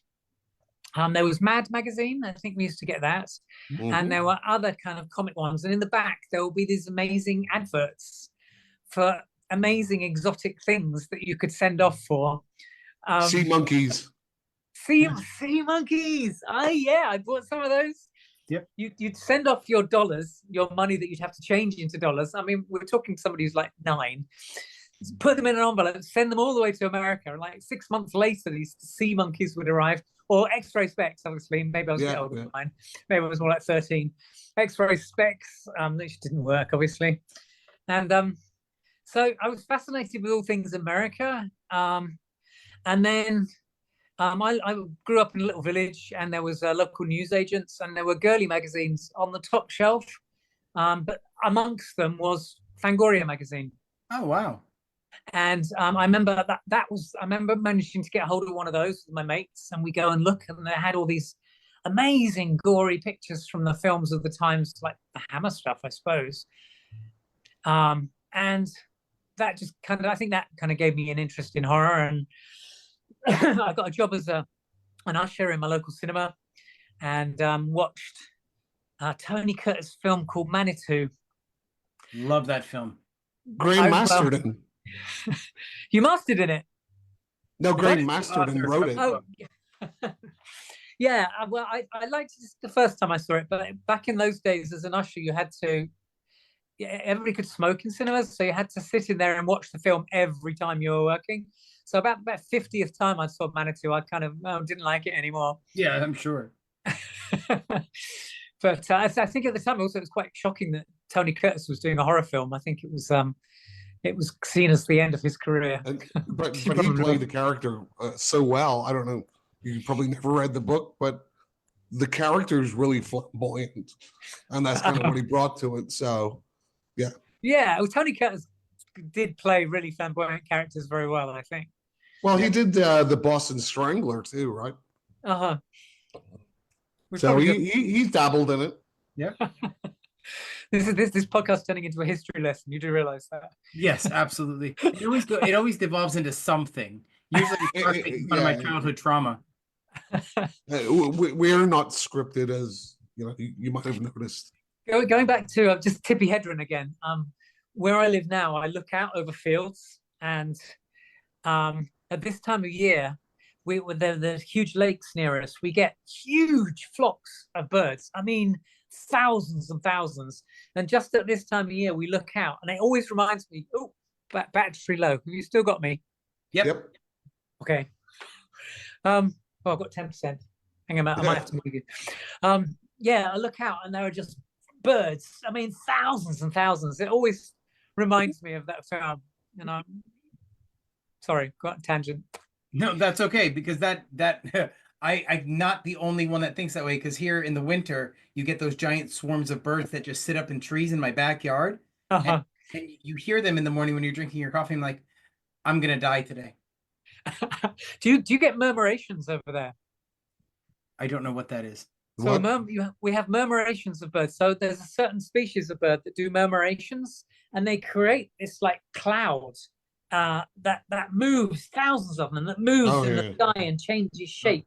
Right. It's quite incredible to see. No, we just get cicadas. You see, we don't get. I'm jealous. We don't get that. And sharks and alligators and snakes and spiders and Everything else that can kill you. No, so no sharks on that scale. You would just have a normal flock of birds.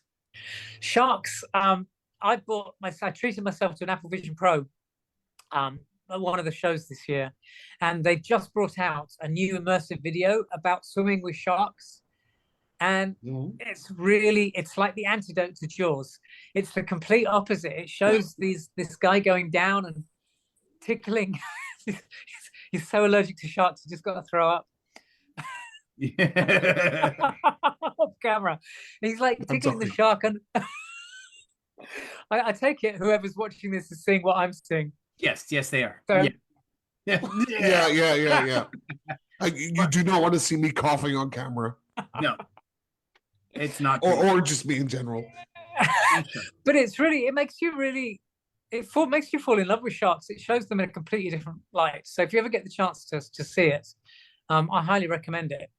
Plus, you do get these sharks that are kind of this close to your face as they're kind of coming around you or swimming into you. It's like, wow.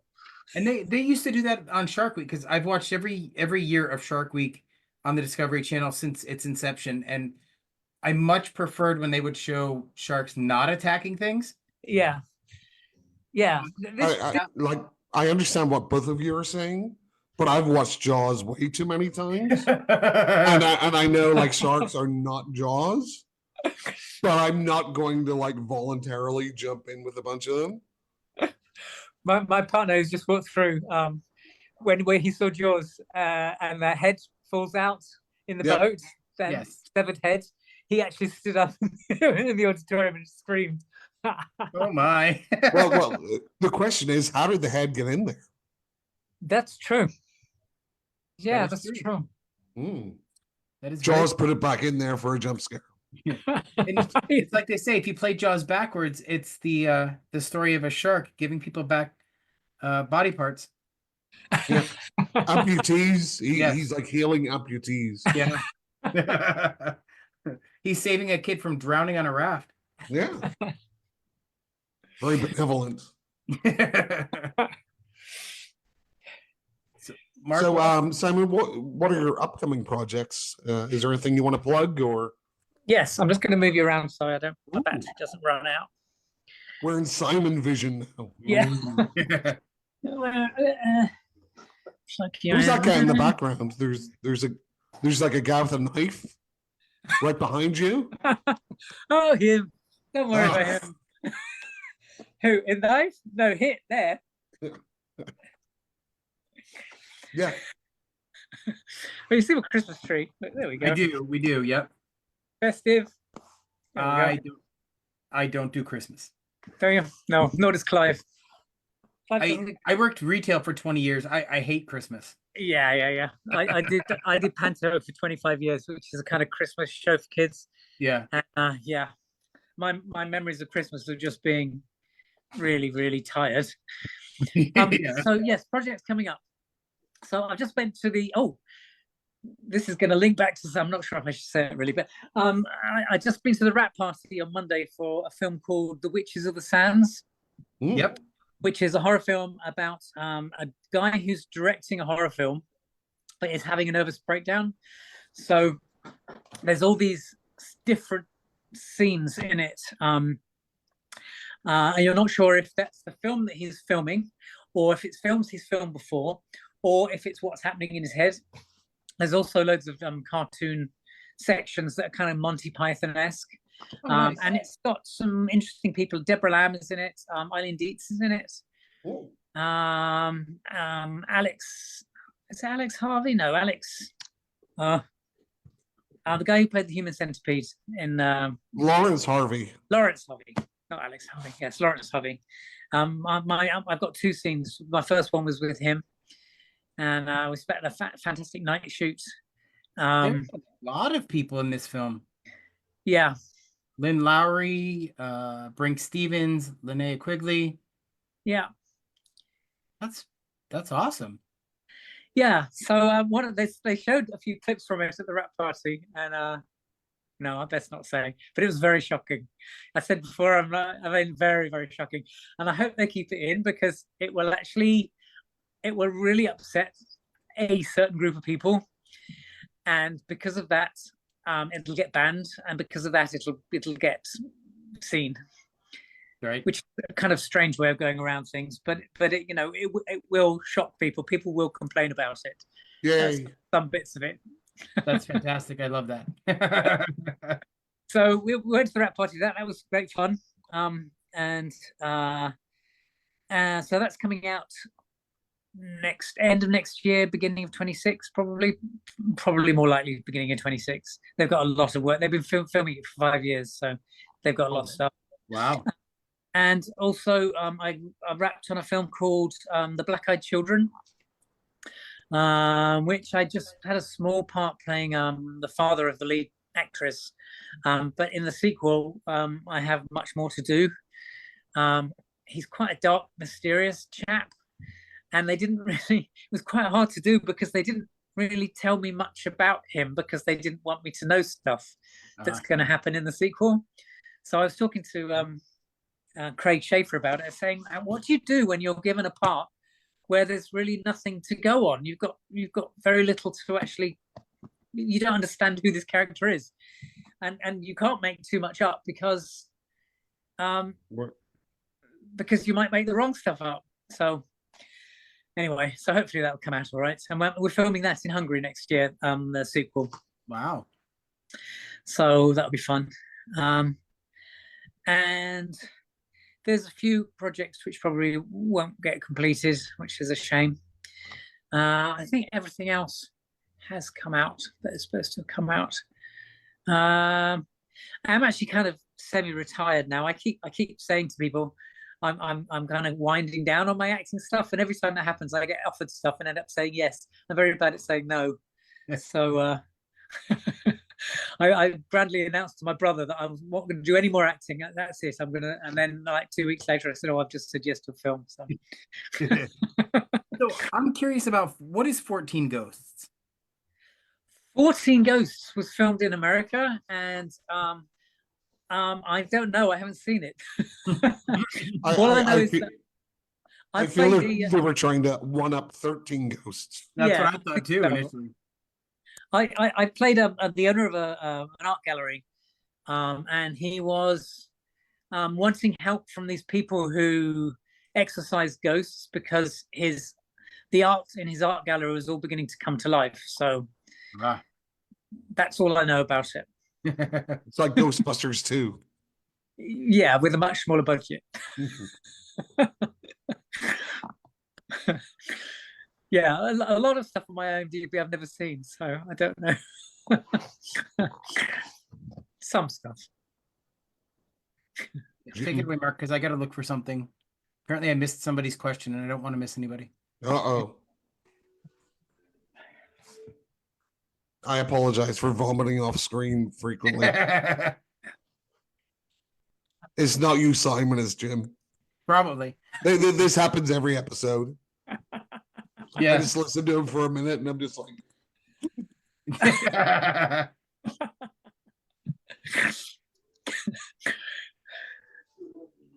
Okay, Jim, while you're that's why I said take it away, Mark. So Simon, we kind of do this segment at the end of each episode about what you've watched, read. Doesn't have to be horror, could be anything you want to talk about recently. So what have you watched, read, played? So at the moment, I'm addicted to. There's so much TV. I mean, those old bad old days where all you ended up watching repeat after repeat after repeat because there was nothing else on. Now you just can't watch everything. But so at the moment, I'm really. I'm just going to say, does everybody know Mark's just getting over COVID, which is why he keeps disappearing and just coughing, and he's not very well. So good for you for being here. Thank you. Again, the show must go on. You know, I was so mad. I'm like, Simon's coming on. That's awesome. And then I get this stupid fucking. Yeah, well, I felt like that sometimes. I found the question I missed.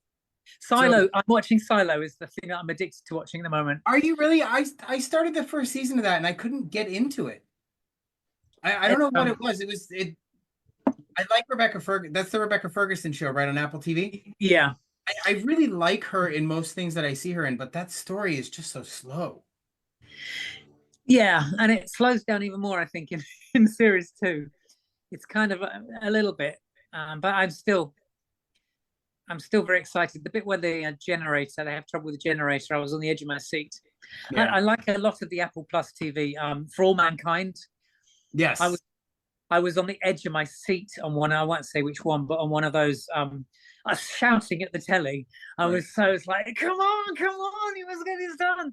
I thought it was superb for All Mankind. I think Apple Plus TV does some of the best television and has some of the best writers. Have you seen C on Apple TV? No, So C that as is in Jason SE? Momoa plays the lead character in that film or in that show.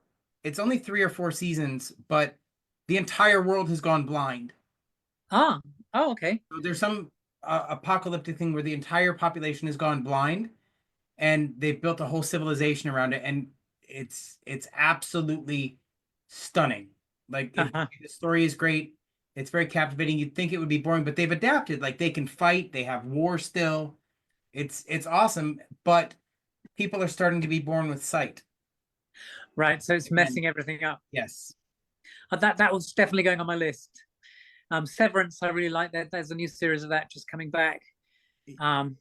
Again, it took a little bit of getting into. The morning show, I think, is superb. The morning show it's like some Shakespearean. The writing on it is so fantastic. It really is. Our buddy Jeff wants to know if you're a Doctor Who fan. Yes, absolutely. In fact, it keeps coming up on my BBC Plus that I haven't watched the last episode, and then I keep looking, and yes, I have watched the last episode. Yes, I've been watching Doctor Who since I was since the original Doctor, since Patrick Troughton. No, he was the one with the pipe. I can't remember. William Hartnell. Was it William Hartnell? I've not seen an episode of Doctor Who, so I don't know. So when he was playing, I was a small child behind the cushion on the settee, and it amazes me that a strange person with a knife. with a knife. He's wondering what your favorite Doctor is. He's saying it's William Hartnell. William Hartnell was the original. I wouldn't say it was my favorite. Tom Baker. Tom Baker. I've met Thomas at quite a few conventions. Oh, yeah? I actually, mine is controversial, and it is Christopher. He's one of the newer ones. Chris Eccleston, is it? Yeah. He only did one season, but I liked him because he played it for real. You know, he played it like it was a big drama. Christopher Eccleston, and I thought he was superb in it, and I thought it was really exciting the way it was going, and then it kind of went off to being more of a kind of whimsical children's thing, and I think that's a shame because I liked it when it was being played for truth. Yeah. But not many people agree with that. I used to watch Doctor Who growing up. The last one that I watched was Sylvester McCoy. It shows showing my age probably here. You know? I remember as a kid, one of the ones that really terrified me. There was one that was set. I can't remember who the villain on it was, but it was all in the spring, and it was all daffodils everywhere. And it was Mother's Day was coming up, and they were giving out these daffodils, and this evil villain in the Doctor Who had genetically modified the daffodils so that when the mothers smelt them, it would spray this thing over their face and they would suffocate to death. Oh, it was really dark. It's a good kids show. Yeah, absolutely. And all the mothers were dying. You know, it's like really stressful, and I've never forgotten it as a kid. Some of the stuff it does is really dark and gets darker and darker. Andrew says he brought a gravitas to it that was well needed. Yes, he did. Chris Eccleston. Yeah, he did. He did. Yep. And I think needed again. It has this habit of just kind of going back to being too whimsical, and then it's a bit like Hammer. Hammer kind of went along the lines of spoofing itself, and then it got reset with the 80s horror films that came along. I know nothing about Doctor Who, so I can't participate in this conversation at all. Oh, you've got a whole 3 or 4 months of binge watching every single episode of Doctor Who. And that's a lot of Doctor Who. Yeah, but I'm also obsessed with like Dark Shadows. I have every episode of the original series on DVD. I don't think I've ever seen Dark Shadows. It is the most Neither have I. glorious, awful soap opera ever made. It, it revolves around this family in a town called Collingsworth. It's the Collins family, and they have vampires and witches, and it's a giant mess. The best part about the whole show is every time they slam a door, you can see the walls shake. Well, they shot it live, right? Yeah, That was they the did. thing. So we had a similar thing over here. There was an Australian soap opera called Prisoner Cell Block H, Oh, and it was awesome. terrible, but it was shown every night at about 11 o'clock at night. And it was exactly the same time that all of the actors who'd been working in theatre were getting home. So most actors were addicted to it. It was the only actor you could be soap opera you could be addicted to, because it was on when you were home to start watching TV. And we all became addicted to it, and like that, the scenery moved, and Yep. I got to work with the actress who played B. Smith, and she was great and fun too. And we were all the other actors on it were completely starstruck by her, because we'd watched her playing in this terrible Australian soap opera. I absolutely love it. Barnabas Collins is probably still my favorite vampire of all time. I love actually I was the Rat Party was quite close to Stranger Things, the stage play in the West End.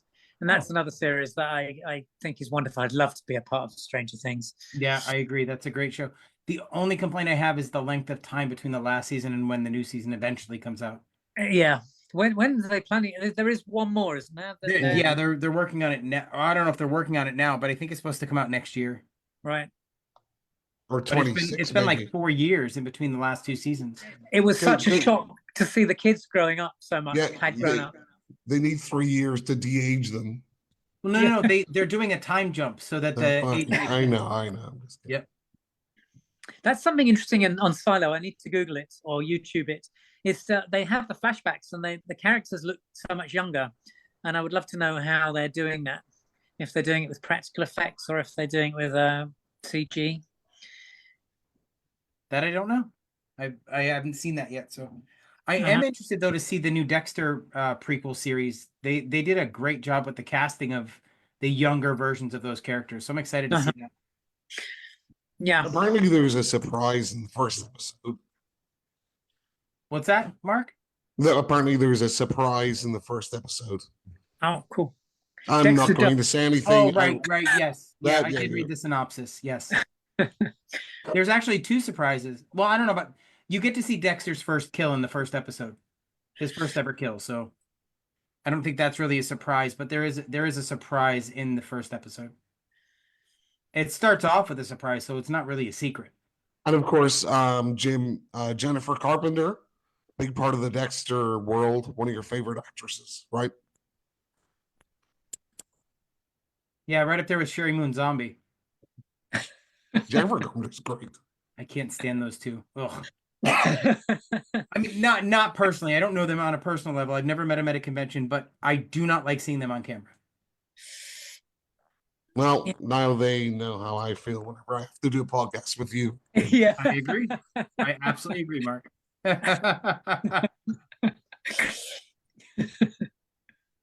So anything else, Simon, that you want to talk about that you might have watched or that you're interested in at the moment? No, I'm all good. I think I'm almost Clive stopped sending me when you talk about reading stuff. I was reading something. I can't remember what it was. I started reading something. It was a John Grisham story. I can't remember the name of it, but when I went to America, I took it with me, but I didn't read it because it was too close to the truth. Mm-hmm.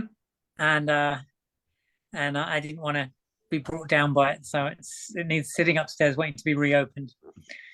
I did that once. I was flying to Connecticut. It was my second time on a plane, and a friend of mine gave me a book by Dean Koontz called Soul Survivor. That starts with a plane crash. Couldn't read it.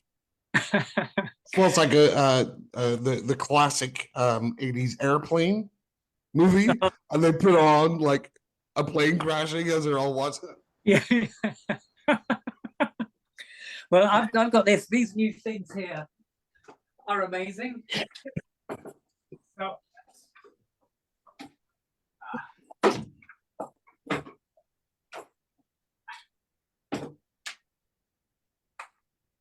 Oh, this is my new toy. Very expensive toy. Oh yeah. But this, you wear this on a plane, and I wore it on the way to Florida, and you could dial out. So I dialed out the plane. So suddenly, in my entire 360-degree environment was sitting on a beach in Bora Bora, and then I created this enormous screen out in the sea and watched this. I can't remember what film I watched, but it was just the whole thing was just. It's such. These are amazing. VR's crazy because. Have you experienced this? Yeah, I've got one. Have you got an Apple Vision Pro? Yeah. Not that one. I've got like the Meta VR, Meta Quest. I always say to people, go into the Apple Store and ask for a demo because their demo is awesome. They know most people can't afford it, so they won't expect you to buy one. I mean, they'd like it if you did, but they won't expect it because it's just worth it for the demo. It blows my mind. It made me cry the first time when I went to the demo, I was like sitting there thinking, I'm glad I've got this on because I'm actually crying behind there. It's amazing. So in the Apple Store, do they have it on like a wire? Or Yeah. can I just put it on and run away? No. Well, you have this wire, which is the battery. yeah. I was gonna say it's probably tethered. They had They'll be tackling me and I'll be like, what's going on in this world? I'm on a beach. Yeah, you can. That's the weird thing. You see through it, but it's not real, but it looks like it's real. Right. So like, I don't know if like, because we're talking about heights and I'm terrified of heights. Like I've got a couple of VR games which are about like rock climbing and climbing up a skyscraper. And I don't know why I do it to myself because I'm up there and I look, and you have to jump across sometimes. I'm like, I just feel sick. There's an immersive video on this. They show a little bit of it on the demo of this woman who goes across a zip line, not a zip line, tightrope line in the mountains, across two mountains, across this. And because it's all around you, you can kind of look right down and your stomach just kind of goes. It's so realistic. Yeah. I highly recommend just go and have a demo because it's mind-blowing. It is the future. But way too expensive. Simon, I have a question. Have you seen the movie Everything Everywhere All at Once? Yes, I loved it. Me too. I'm getting my mother to watch it because I think she's gonna love it. I thought it was great. It's a shame. The main bit I remember is the fingers. Yes. The hot dog fingers. Yeah. And but there's so many good things in it. This is gonna sound stupid, but the scene where they turn into rocks and the conversation is all captioned. And it's just the two little eyes on the rock. I cried. Yeah. It was the weirdest thing. Anyway, Mark, what do you got? Yeah, the Rock wasn't in that movie. Yeah, he auditioned, but he wasn't up for it. That's right. The Rock couldn't play a rock. Yeah. His eyes were too. They weren't happy enough. Yeah. John Cena auditioned too, but we couldn't see him. That's another director I'd love to work with. Who's that? The guy who directed Everything Everywhere All at Once. Ah, yes. They've just done the very first scripted immersive film for this, which is set on a submarine. It's called Submerged, and it's set on a submarine. It's only 17 minutes long, but you've got actors, the narrative is happening all around you, but you can decide where you look. So the main actor might be here, but you might decide to look around there, and you suddenly realize about halfway through that they had to film that, they had to make a set that was everywhere. You can't have sections coming out or going in.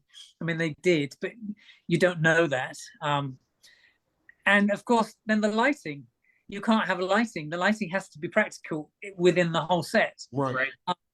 But it's amazing to be. You're actually on the submarine with the actors as this thing is happening to them. It's.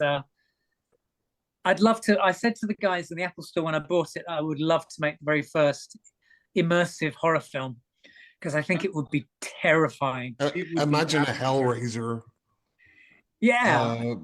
just movie make one where that you open the puzzle and then the everything comes paint up at shoot you. out. That's all you'd need because everyone's gonna rip the head the The thing off off. anyway. Yeah. Yeah. And the sound on it is amazing. It has this kind of immersive sound. And Oh, it's wow. like you've got the best headsets on, but you're not wearing headsets. It's an amazing piece of kit. So I feel, Simon, maybe when you watch that movie, you send the headset over to me, and then I'll watch it and I'll send it to Jim, Okay. and then he'll send it back to you, and then we can talk about it. There you go. There you go. Homework for the next podcast episode. Yeah. Yeah. I'm gonna have to write it. I'm gonna have to sit down and write this. I'm a friend who I write with, and I'm sure he's seen it, but he usually comes over with my godchildren, his children, at Christmas. So I'm hoping he'll come over this year, and we'll discuss how we can make this work. That sounds amazing. Keep us posted. In fact, when we hang up on this, I'm going to text him straight away and suggest it. Otherwise, I'll forget it. Mark, what do you have for what you've watched? I watched Justice League Crisis on Infinite Earths, Part 1. And it was pretty good. DC does a good job with their animation, better than their movies. I also watched 1996's Santa Claus, CLAWS, which is a very low budget movie with Debbie Rocon in it. And I believe the director-writer is one of the guys that wrote or co-wrote Night of the Living Dead. And this is very low budget. It's not very good. It's about a killer Santa guy who doesn't become a killer Santa until like the last 10 minutes. Low budget, but Debbie Rocon's always awesome. You haven't watched Santa Jaws yet? Which one? Me. Santa Jaws. No. I may have started that at some point. It's exactly as absurd as it sounds. It's about a shark that wears a Santa hat. I love it. It's so absurd. I loved it. Like during the year when he changed his outfit? If it's Valentine's Day, maybe like some wings or I wouldn't Easter, know like a bunny hat. I wouldn't know. It only takes place during Christmas, so it's not that maybe for the sequels. Maybe for the sequel, yeah. The only other thing I watched is like 3 or 4 episodes of the Creep Files, the Creep Tapes. And what do you think of that? So, have you seen Creep, the movie, the first movie? I haven't. I did not care for it. Okay, so you know the concept? Yes. Mark Duplass is like a psychopath. Yep. And he invites people to come over and pays them money to say, oh, I'm dying soon or whatever, so I want to document my last moments for my son. But he's nuts. Yes. But he plays that line between, oh, hey, I'm just kidding around, or I'm a psycho. Yep. And then he ends up killing. Funny story. I didn't know who he was, and I love him on the morning show. Oh, he's great at it. And then I went back and saw Creep again, trying to give it another shot. And then I was like, oh, that's who that is. So yeah, this is on Shudder, and I think they're like half an hour each. Yep. I feel like after watching 3 or 4 of them, I need to space them out a little bit more. Yep. Because it's the same concept. They do it in different kind of ways, but it's just too much of the same thing, one after the other. Yeah. So I'll enjoy them more spread out. And that's it, apart from losing my voice. That's fair enough. I did not watch anything new this week. Oh, I take that back. I did watch the red one. I watched a Christmas movie yesterday. The red one. Oh, was it good? I nearly put that on. It was a lot more fun than I expected it to be. The only complaint I have is that the entire soundtrack is Mariah Carey's Christmas album. And you've listened to that too much, Jim, right? I have not listened to anything from Mariah Carey since her first album. At least for my help, if I could help it anyway. There's a new Christmas film called That Christmas. I don't know if you're getting that over there. It's Richard Curtis. It's a cartoon. I have not heard of it. By Richard Curtis, who did Love Actually. Yep. And Blackadder. And Blackadder, yeah, that's right. And I stayed at his house once over in Suffolk. I'm reading very good things about that, but I don't know if you'll be getting that over in the US. But it's called That Christmas. I'll have to look that one up. Usually anything he does is good. So yeah. But I did listen to 2 audiobooks this week, Mark, and I want to talk about both of them. One of them I'm not quite finished with. It's Incidents Around the House by Josh Mallerman.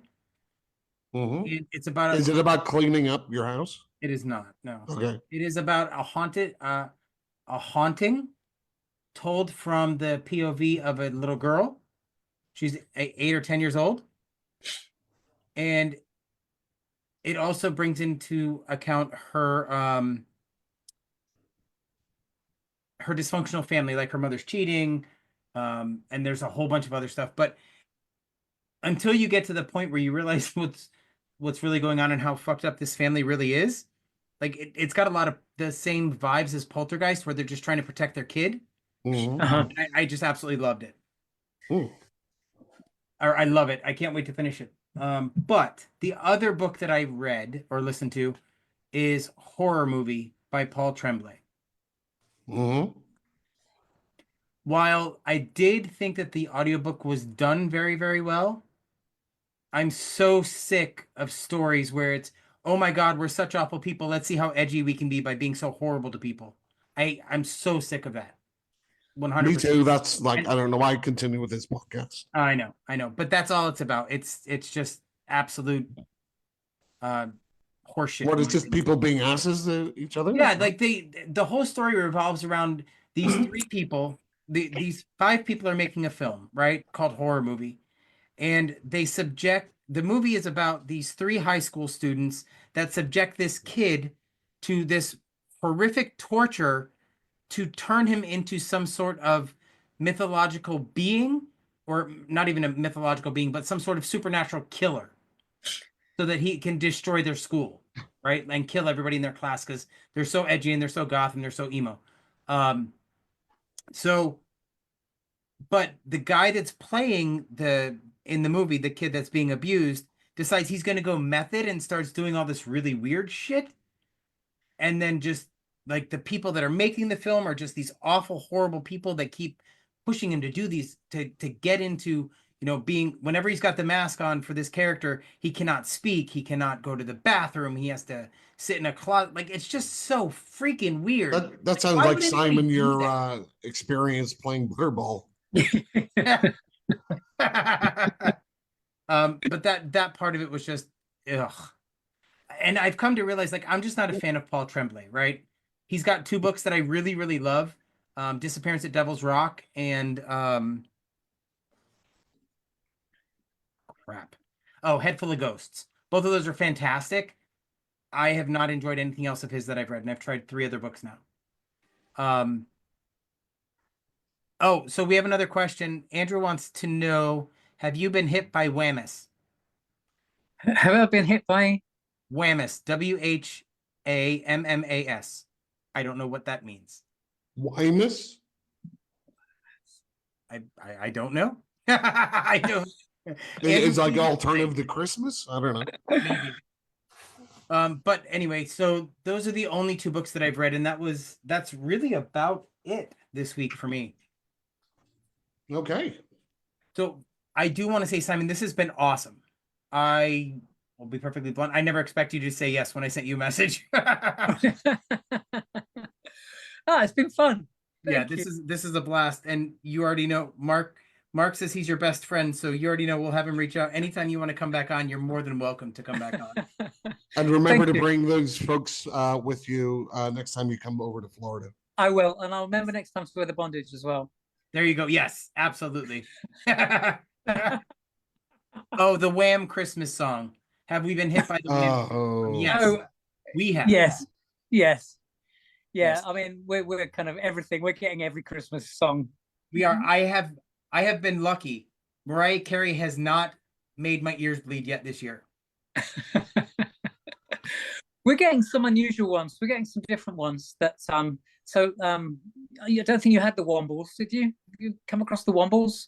No, but I know. I was what you're listening talking yesterday on the radio to Wombling. It's "Wish Yourself a Wombling Merry Christmas." The Wombles of Wimbledon. That's the ones, yes. Mhm. So Veronica wants to let everybody know that this was a great live. Jeff said, "Thank you, Simon, for sticking it out in that butterball costume." And Andrew says, "Thank you for dealing with us." So I do want to say thank you so much, Simon. This has been great. Like, I've had so much fun today, and you've been such a joy to talk to. Thank you. Yep. I apologize for vomiting every 4 minutes. It's been very entertaining. Yeah, I'm surprised your voice held out, Mark, to be honest. I know. I'm away to die now. Thank you. But I do want to see, Simon, if you ever want to come back on, you are more than welcome anytime. Thank you. Thank you Keep us very much. posted on that VR horror movie, though. I'm really interested to hear about that. Yes, but go and get an Apple Vision Pro demo. They won't expect you to buy them, but just do it. Honestly, it's amazing. It's amazing. You'll thank me. Absolutely, we will So definitely. we're starting a GoFundMe for some Apple VR. I do not. Or, own if anything anybody Apple, wants so to- I would just be going for the demo. No. I think- Let's go the whole hog. I plug it to so many people. They ought to be paying me, really, but they're not. Yeah, right. So everybody that's been hanging out in the live stream, thank you so much. I'm going to end the live stream now, but I want to say thank you to everybody that's hung out with us for this entire time. This has been a blast. Bye. Thank you.